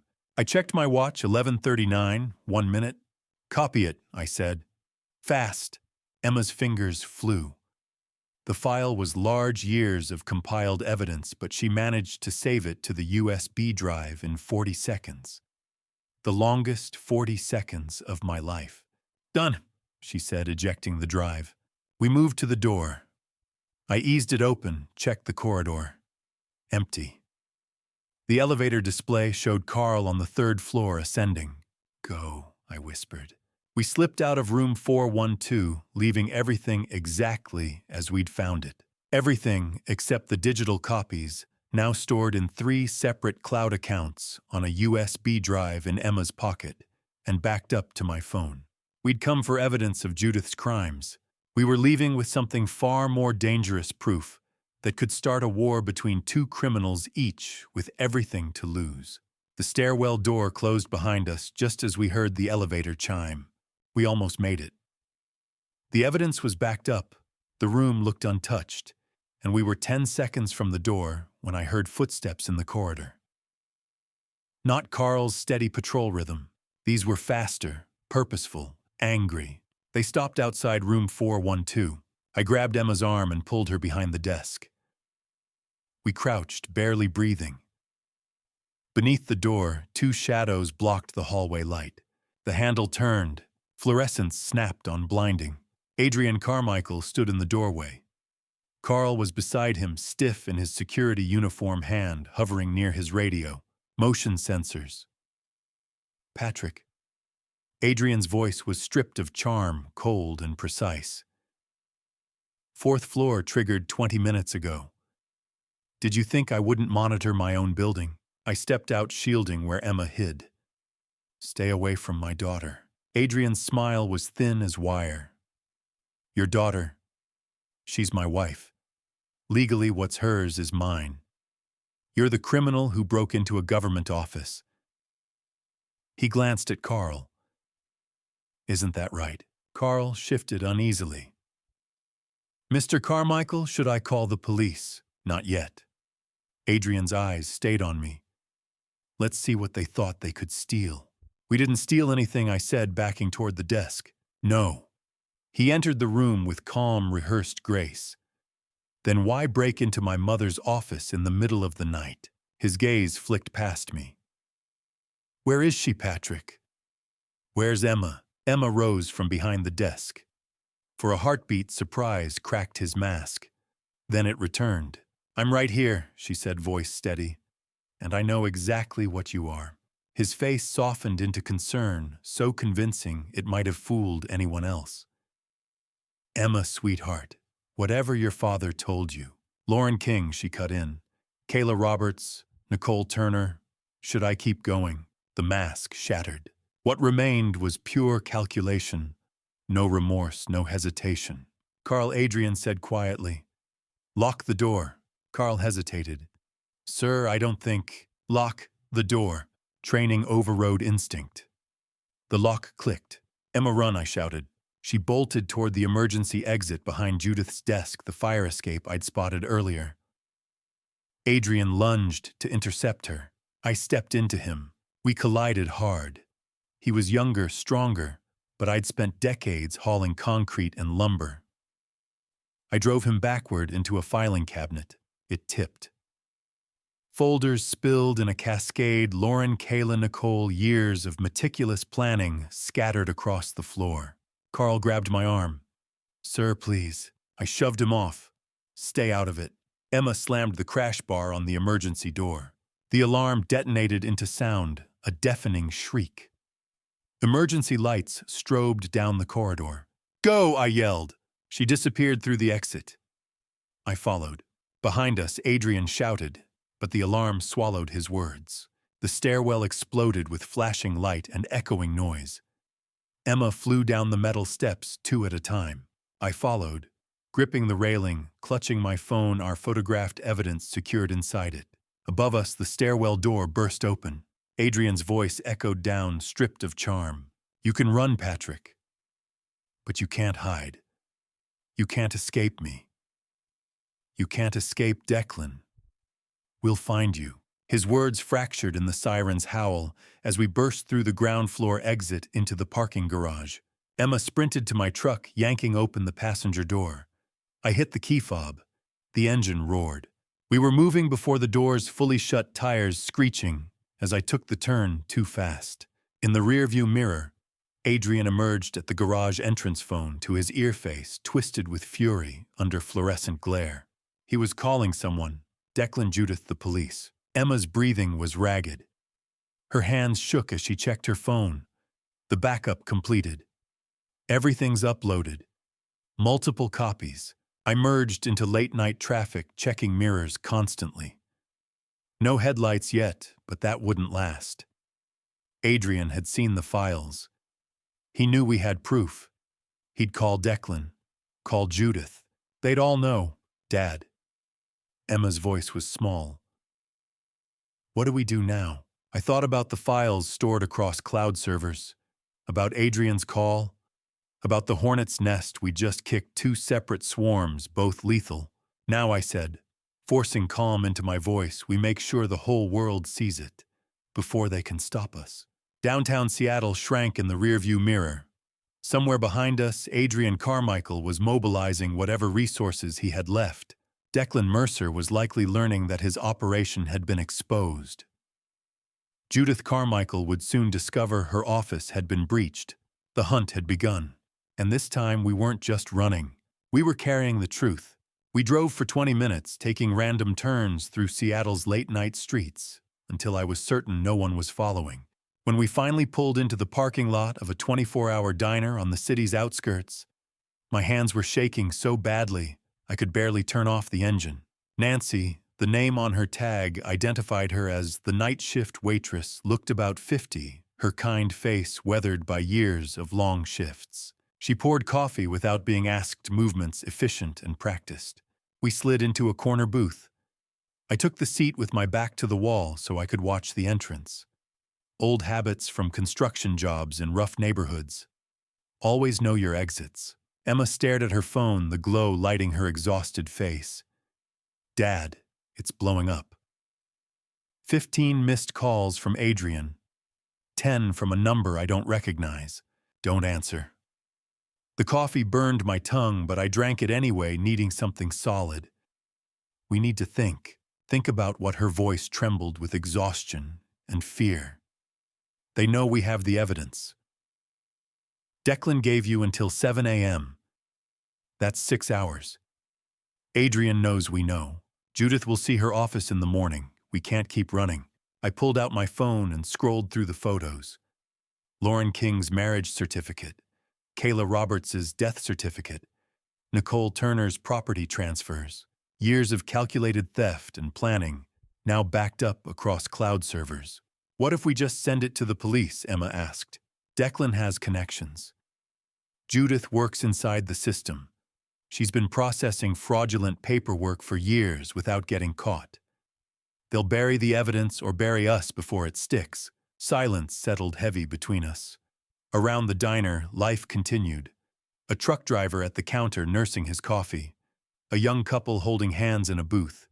A group of nurses laughing over pie. Ordinary people living ordinary lives while we sat with proof of multiple deaths and no clear way to use it. Nancy returned with the pot. You two all right? Looks like one hell of a night. We're trying to figure something out, I said carefully. She smiled kindly. Well, I hope you got people on your side. World's a scary place to face alone. Her words lingered after she moved on. Emma was absently scrolling when she suddenly froze. Dad, what? What if Nancy's right? About what? People on our side. She turned her phone toward me. Last year, a whistleblower live-streamed corporate fraud. Thousands watched in real time. The company couldn't bury it because too many people saw. Something clicked. Live stream, witnesses. Declan couldn't intimidate everyone. Judith couldn't rewrite records already broadcast to thousands. We don't choose between Declan and Judith, I said slowly. We expose both. Live. In front of everyone. Emma's eyes brightened for the first time that night. They can't silence 10,000 people. Or 50,000. If we go public fast enough, it's unstoppable. I pulled out my phone and opened Facebook, an app Emma had set up for me years ago, so I could see her photos. I've never done this. I have. She slid beside me and began tapping across the screen with confident speed. Facebook, Instagram, Twitter. We can stream to all of them. Multi-platform. When you go live, I'll share it from my accounts. We tell everyone to share it. We make it viral. She configured the stream settings, explained viewer counts, comments, shares. Her UX design training made her fluent in a language I barely spoke. When I asked, she checked the time. 1 a.m. now, before Declan's deadline, before Adrian organizes anything. She hesitated. We go back to that building, confront Judith, with the world watching. She might call the police. Good. Her jaw set in a way that reminded me of her mother. Let her. Let Adrian show up. Let Declan try to stop us. Every second will be recorded. They can't make us disappear if everyone's watching. I looked at my daughter, brave enough to walk back into danger for proof, exhausted but unbroken. Your mother would be proud, I said quietly. Emma's eyes filled, but she smiled. She'd probably say we're both crazy. She'd be right. I left cash on the table, enough to cover coffee and a generous tip for Nancy, whose offhand advice had sparked this plan. Let's go be crazy. Back in the truck, Emma finalized the setup, testing signal strength, ensuring backups were recording. When you start, just talk. Tell them who you are, what happened. Show the evidence. I'll record on my phone too and push the stream everywhere. My finger hovered over the go live button. Ready? She asked. I thought about Lauren, Kayla, Nicole, about Amanda's scar, about Emma's name on a spreadsheet with a dollar amount beside it. I pressed the button. The viewer count jumped from 0 to 10, 50, 200. Our faces appeared on screen, framed by the dim interior of the truck. My name is Patrick Lawson, I said, voice steadier than I felt. 3 weeks ago, my daughter Emma married a man named Adrian Carmichael. What we didn't know is that he's done this before. Tonight we're going to show you proof. If anything happens to us, you're all witnesses. 500 viewers? 800. Comments flooded in. What? Share this, call the police, recording. Is this real? Emma met my eyes. I saw her mother's courage there. We were committed now. No turning back. Driving back to the building we'd barely escaped felt like insanity. But with 5,000 people watching our live stream, with comments flooding in, urging us to stay safe, and we're calling 911 and share this. For the first time since this nightmare began, we weren't alone. The viewer count climbed as I drove. 8,000. 10,000. Emma monitored her phone's second screen, watching shares multiply across platforms. I kept my phone mounted on the dashboard camera facing me. We're going back, I said to the lens, to the thousands of strangers who'd become our witnesses. Ornizon Naust, Judith Carmichael, works on the 4th floor of the City Records building. She's forged documents for years, helping her son Adrian Carmichael end women's lives and steal their money. The comments scrolled past faster than I could read. This is insane. Someone screen record this. Calling Seattle PD now. Share, share, share. 12,000 viewers. We pulled up in front of the building. Lights blazed on the 4th floor. Judith was still there, probably destroying evidence after Adrian's panicked call about our break-in. Show them the evidence, I said to Emma. She held up her phone to my camera, cycling through the photos we'd taken. Lauren King's forged marriage certificate. Kayla Roberts's falsified death report. Nicole Turner's manipulated property transfers. Each document appeared on screen for millions of pixels to capture and preserve. We entered through the main entrance this time. No sneaking, no shadows. This was public. Carl stood behind his security desk, his face registering shock as we walked in. "Mr. Lawson, you can't—" I turned my camera toward him. "This is Carl building security. Carl, 12,000 people are watching right now. We're going up to the 4th floor." Carl's eyes went to the phone, to the little red recording indicator to my face. I saw the calculation happen in real time, physically stopping us while thousands watched, versus letting us pass and claiming he'd been overwhelmed. He stepped aside. The elevator ride up felt eternal. Emma read comments aloud, her voice steady despite her shaking hands. "Someone says the FBI's getting involved." Another person tagged the Seattle Police Department. "Local news stations are being notified." 15,000 viewers. The elevator chimed. 4th floor. The corridor stretched ahead of us, fluorescent lights humming their familiar tune. Room 412's door stood ajar, light spilling into the hallway. From inside came the mechanical whir of a paper shredder working overtime. I pushed the door open, camera first. Judith Carmichael stood at her shredder, feeding documents into its mechanical teeth. Papers littered the floor around her, torn folders, scattered photographs, the desperate detritus of someone trying to erase their crimes. She looked up at the sound of our entrance. Her eyes found the camera, found the little red light. Her face went pale. "What are you doing?" Her voice was small, tight with fear. "My 15,000 people are watching this, Judith." I kept my voice calm, steady. "Want to tell them about Lauren King." Get out." She tried for authority, but it came out shrill. "This is private property. You're trespassing. I'll call the police." "Please do." Emma stepped forward, her phone raised to show Judith the screen. 15,000 witnesses, all of them recording. My name was supposed to be next, wasn't it? Emma Lawson. Target number 4. Judith's eyes darted between us. The camera's the door. Trapped. Kayla Roberts. Emma continued, her voice hard. "Nicole Turner, should I keep going?" Judith lunged for my phone. I stepped back, keeping the camera steady as she stumbled forward. "Tuh, you can't do this." True panic now, her composure shredding as fast as the papers she'd been destroying. "You don't understand what you're—" "To everyone watching," I said, addressing the camera, the thousands of faces I couldn't see but knew were there. Judith Carmichael has been forging government documents for years. Her son, Adrian Carmichael, has ended 3 women's lives over the past decade. We have evidence, marriage certificates, death records, property transfers, all of it falsified. It's backed up in multiple cloud locations. "Judith," I turned to face her directly. "It's over." She was shaking now. Actually shaking, her carefully maintained facade crumbling. "You don't understand. Declan Mercer will—" She stopped. Her eyes went wide, fixed on something behind me. I heard them then.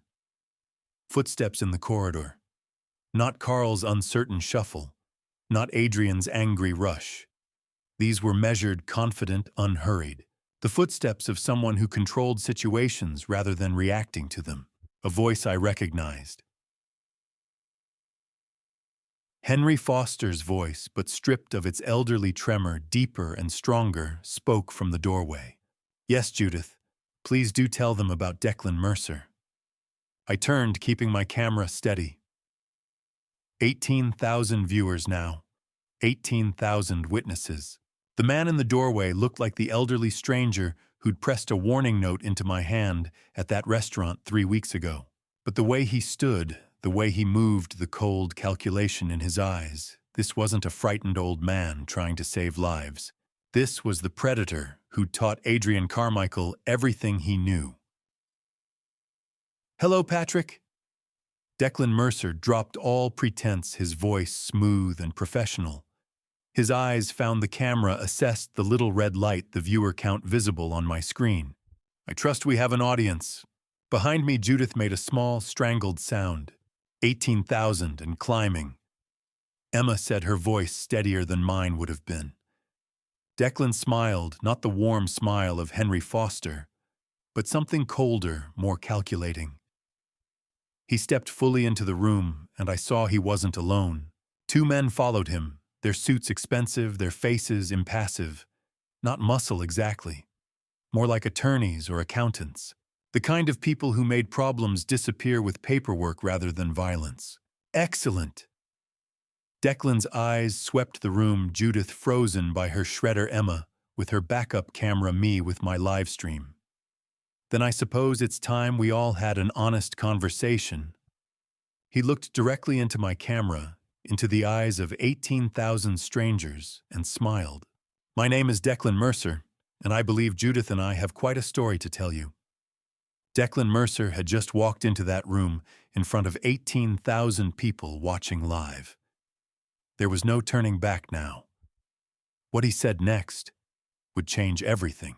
But before I continue, comment, I'm still here if you're still watching, or type truth. If you believe everything is about to come into the light, I need to know you're still with me. And a quick note.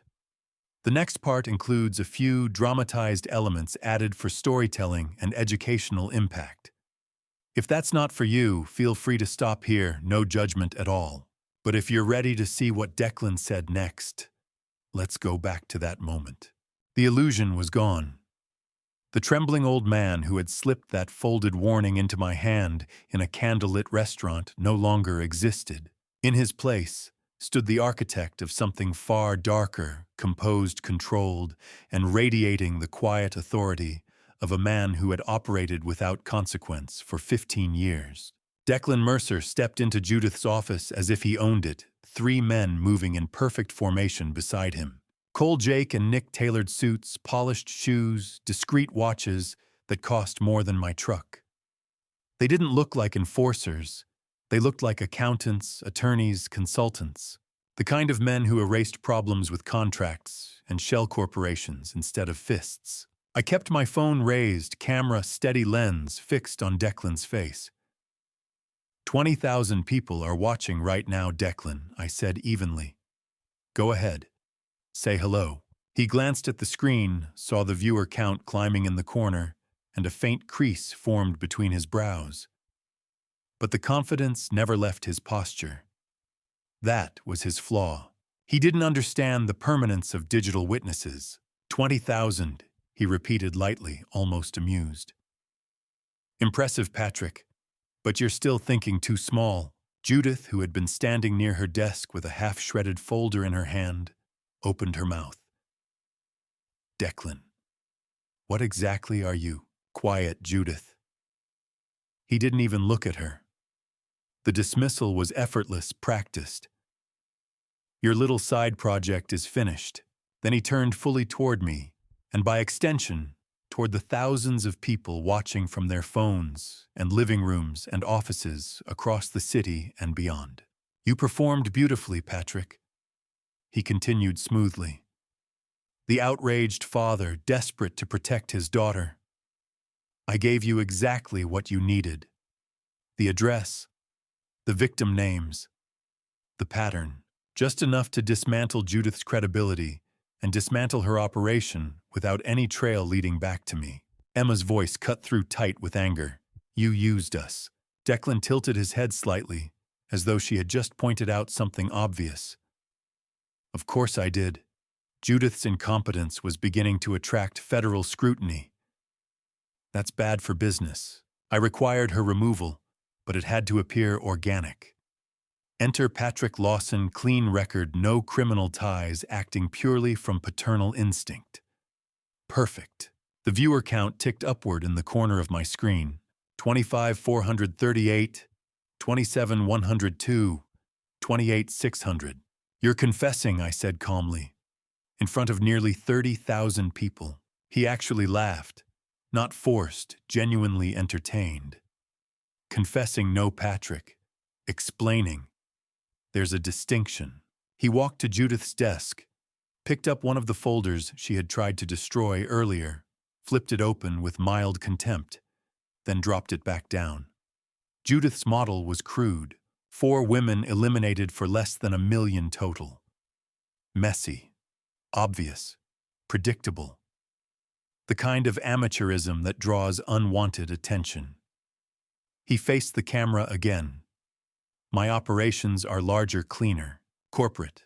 I generate 2 to 3 million annually, and I've done so for 15 years without appearing on a single FBI radar. I angled the phone closer to his face.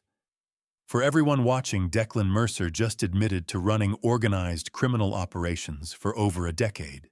He waved his hand dismissively. And what exactly will your viewers do, Patrick? Call the police? His smile sharpened. I have relationships throughout Seattle PD, contacts in city offices, friends in state agencies. You think I've survived this long without insurance, without protection? The viewer count climbed again. 34,000. 31,719. 32,847. Judith made a short, brittle sound that might have been a laugh. Declan's head snapped toward her. You find something amusing? He asked quietly. You arrogant fool, she said, her voice low but edged like glass. You really believe Patrick was the only one collecting leverage? I've been building a file on you for 2 years. Bank accounts, property transfers, offshore holdings, the names of your other contractors. I knew eventually you'd try to cut me loose. I made sure you couldn't do it cleanly. She gestured toward my phone. Everything you just said, it's recorded. By more than 30,000 people. For the first time, Declan truly looked at the screen, not just a glance, but a calculation. He registered the numbers, the scrolling comments, the live reactions. 32,847 had become 34,210. What is this? He demanded. Live stream. Emma answered, her voice steady now, almost calm. Simultaneous broadcast. Facebook, Instagram, X. Every word you've said has gone out in real time. Thousands of people have watched you describe your operations. Thousands have seen your face.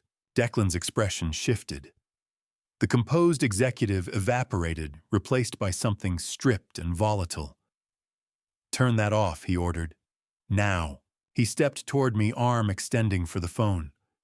Cole and Jake moved with him, flanking instinctively. I retreated a single step, keeping the frame steady, ensuring his face filled the screen. 35,000 people, I said quietly. And you just confirmed everything. His jaw tightened. His eyes moved rapidly. Door, window, Judith, my phone, his men. For the first time since he entered the room, he looked uncertain. Then the sound cut through the building. Sirens. Not distant. Not singular. A chorus.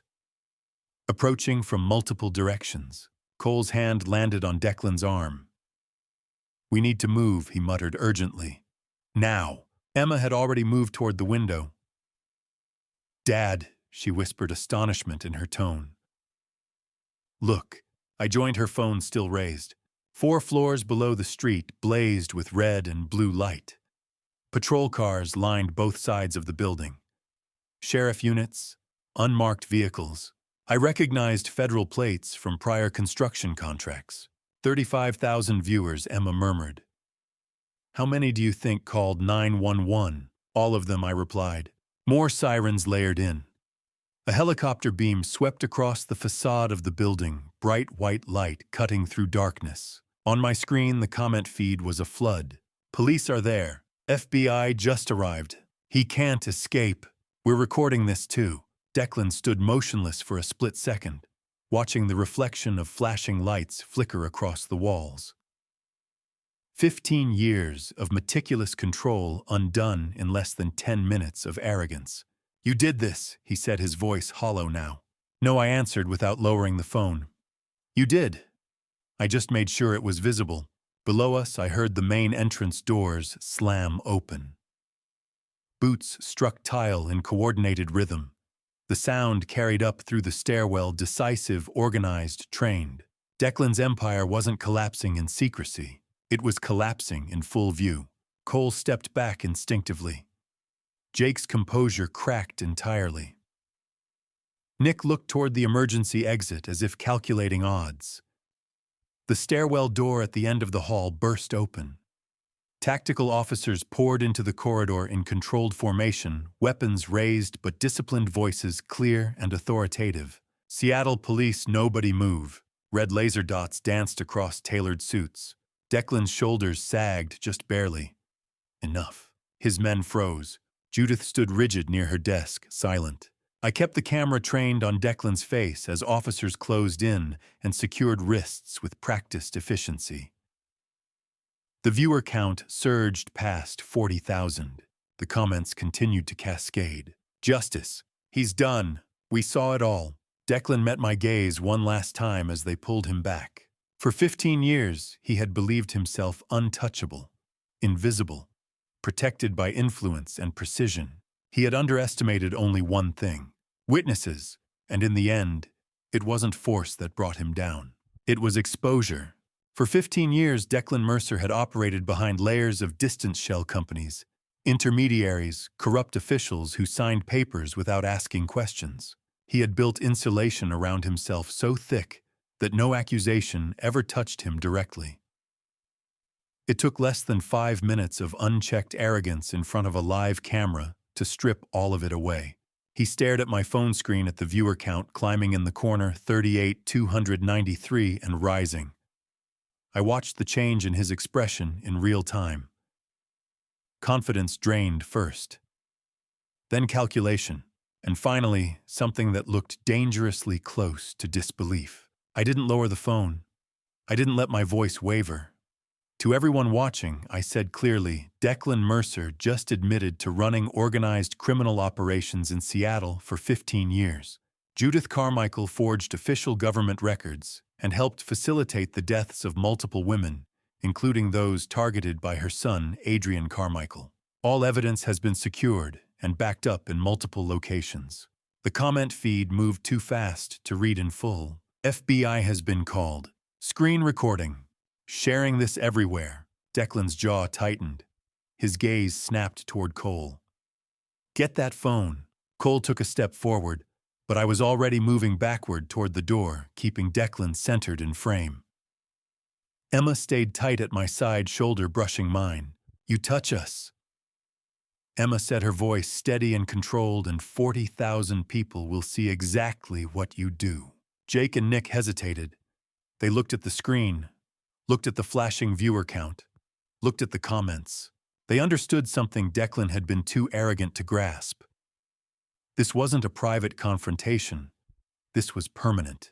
Judith began laughing. It wasn't loud, but it cut through the room, high, brittle, almost hysterical. We're all finished, she said. Every last one of us. Shut up, Judith. Declan snapped, control slipping. 15 years. Declan, she continued, her smile twisted. 15 years, hiding behind everyone else. And you destroy yourself in 5 minutes. Outside, the sirens were no longer distant. They were right beneath us. Through the window, the street pulsed red and blue as 24 emergency vehicles flooded the block. Doors slammed. Radios crackled. Commands echoed upward. Then came the heavy footsteps in the stairwell, coordinated, rapid, unmistakable.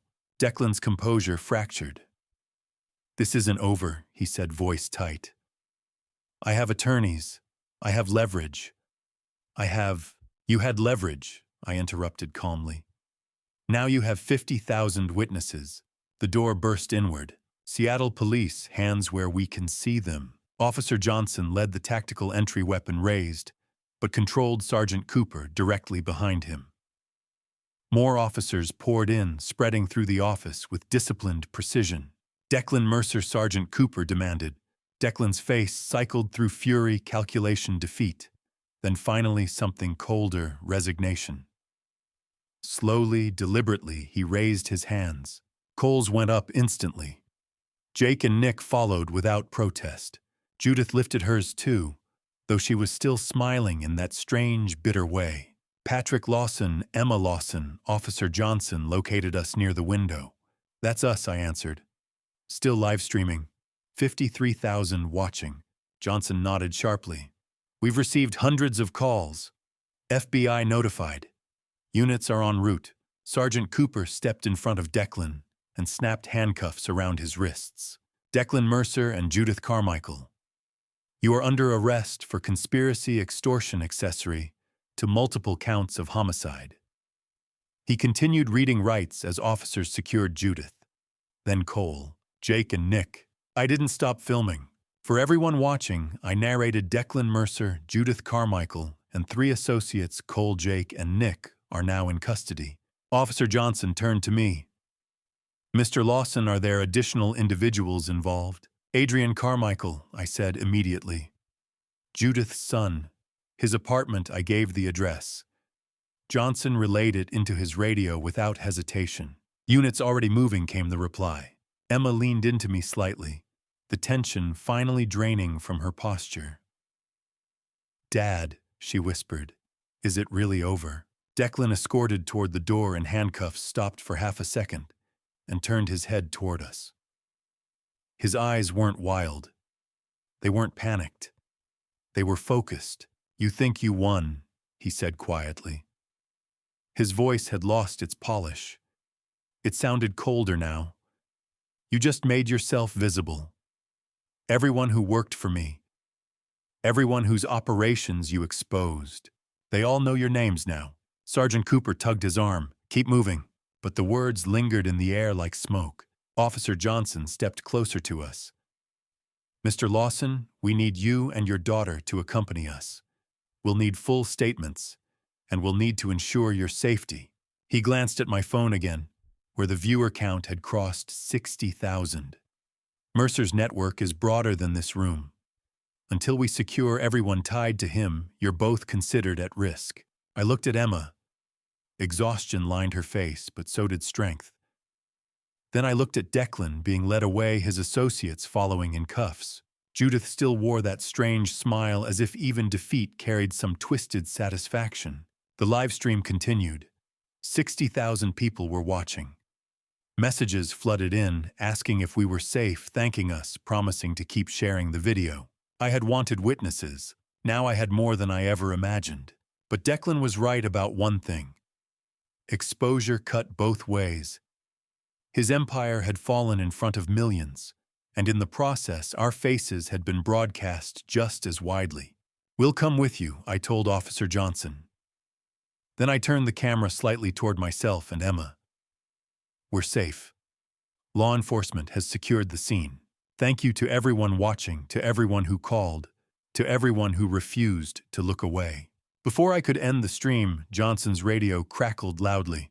All units, we have visual on Adrian Carmichael. Subject attempting to flee on foot. Pursuit underway. Emma's breath caught. Declan, halfway through the doorway, paused again. This time he didn't speak. He simply looked at us. There was no rage in his eyes now. No panic. Just something measured and deliberate. A promise that this moment for him was not the end, but the beginning of something else. Then he disappeared down the hallway, in handcuffs, red and blue lights flickering across his suit as officers escorted him out. The stream was still live, and the world was still watching. The interrogation room at the Seattle Police Department was nothing like the ones on television. There were no dramatic shadows or mirrored walls, just unforgiving fluorescent lights, a metal table bolted to the floor, paper cups filled with bitter coffee, and Detective Walsh asking the same questions over and over in slightly different ways to see if our answers shifted. Start from the beginning, Walsh said again, folding his hands on the table. His voice was calm but precise. He looked like a man in his mid-40s who had seen enough of humanity's worst impulses to no longer be surprised by them. The restaurant. Every detail. So we told it again. The night Emma and I had gone to dinner. The man who appeared elderly but wasn't. The folded note pressed into my hand. The address scribbled at the bottom. The house in southeast Seattle. Henry Foster, who had revealed himself as Declan Mercer. Amanda Foster alive when the world believed she was dead. Judith Carmichael's office and the files documenting years of fraud, forged transfers, and calculated deaths. Adrian's timeline. the hiking accident scheduled for my daughter, the live stream that had captured Declan's arrogance and confession in front of tens of thousands. Walsh listened without interrupting, occasionally jotting notes. His expression never gave anything away. When we finished, he leaned back in his chair. The live stream, he said slowly, was reckless, but it was brilliant. 60,000 live witnesses means Mercer's legal team can't spin this. No coercion claims. No edited tape defense. It's raw, uncut, time-stamped. He turned his laptop toward us. The video had already surpassed 2 million views. News networks were rebroadcasting clips. Legal commentators were analyzing every word Declan had spoken. FBI is involved, Walsh continued. The district attorney is drafting formal charges. Conspiracy, extortion, fraud, accessory to multiple counts of murder. Judith Carmichael is facing similar charges, along with forgery of government documents and obstruction. He paused briefly. We picked up Adrian Carmichael at 2:47 a.m. He was packing. Emma exhaled slowly, as if she'd been holding that breath since the cafe. He's being charged with 3 counts of murder and conspiracy, Walsh added. The files from Judith's office sealed it. Dates, financial transfers, correspondence. Lauren King, Kayla Roberts, Nicole Turner. Their families will finally know what happened. Another detective stepped in with an evidence log confirming that the photos, digital copies, and files we'd secured were cataloged and locked in custody. You two put yourselves in serious danger, Walsh said. That kind of risk leaves a mark. But what you did, it mattered. Amanda, I asked. She's here, he replied, giving her statement. She requested to see you. 20 minutes later, Amanda walked into the room. She looked exhausted, her eyes red from lack of sleep, but there was something steady in her posture now. Something lighter. You did it, she said softly. Emma stood and hugged her without hesitation. Watching them, I realized they were both survivors in different ways. Both had faced the same man. Both had chosen not to disappear. Lauren Kayla. Nicole Amanda whispered. Their families will finally have justice. Walsh addressed her gently. Witness protection has extended an offer if you want it. Mercer's network is wider than we initially believed, but we're dismantling it quickly. By 4 a.m, Walsh updated us again. 7 additional arrests tied to Declan Mercer's financial network. Associates identified through bank trails and shell companies listed in Judith's files. A criminal structure 15 years in the making was collapsing in hours. By 5 a.m., federal agents were seizing Judith's office downtown and raiding properties Declan had operated under alternate identities, including the very house where he'd once played the grieving father. You can head home, Walsh finally said. We'll assign patrol to your neighborhood for a few days. Mercer made threats on record. We don't ignore those. When we stepped outside, dawn was just beginning to push against the night. The sky shifted from deep black to muted blue. The city was waking up unaware that something massive had shifted overnight. News vans lined the street. Reporters spotted us immediately. Mr. Lawson, Emma. Why did you live stream it? Were you afraid for your lives? What message do you want people to hear? Officers formed a protective path and guided us toward my truck. We didn't answer. We didn't need to. The footage spoke for itself. Once inside, Emma leaned her head against the window.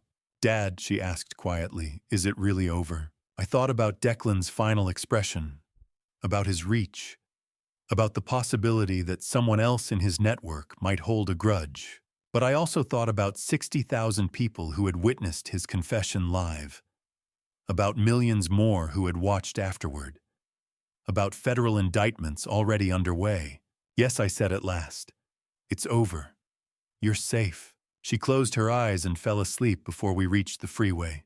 My phone buzzed nonstop during the drive messages from former co-workers, old friends, men I'd framed houses with decades ago. Some were stunned, some angry. Most were proud. One message stood out.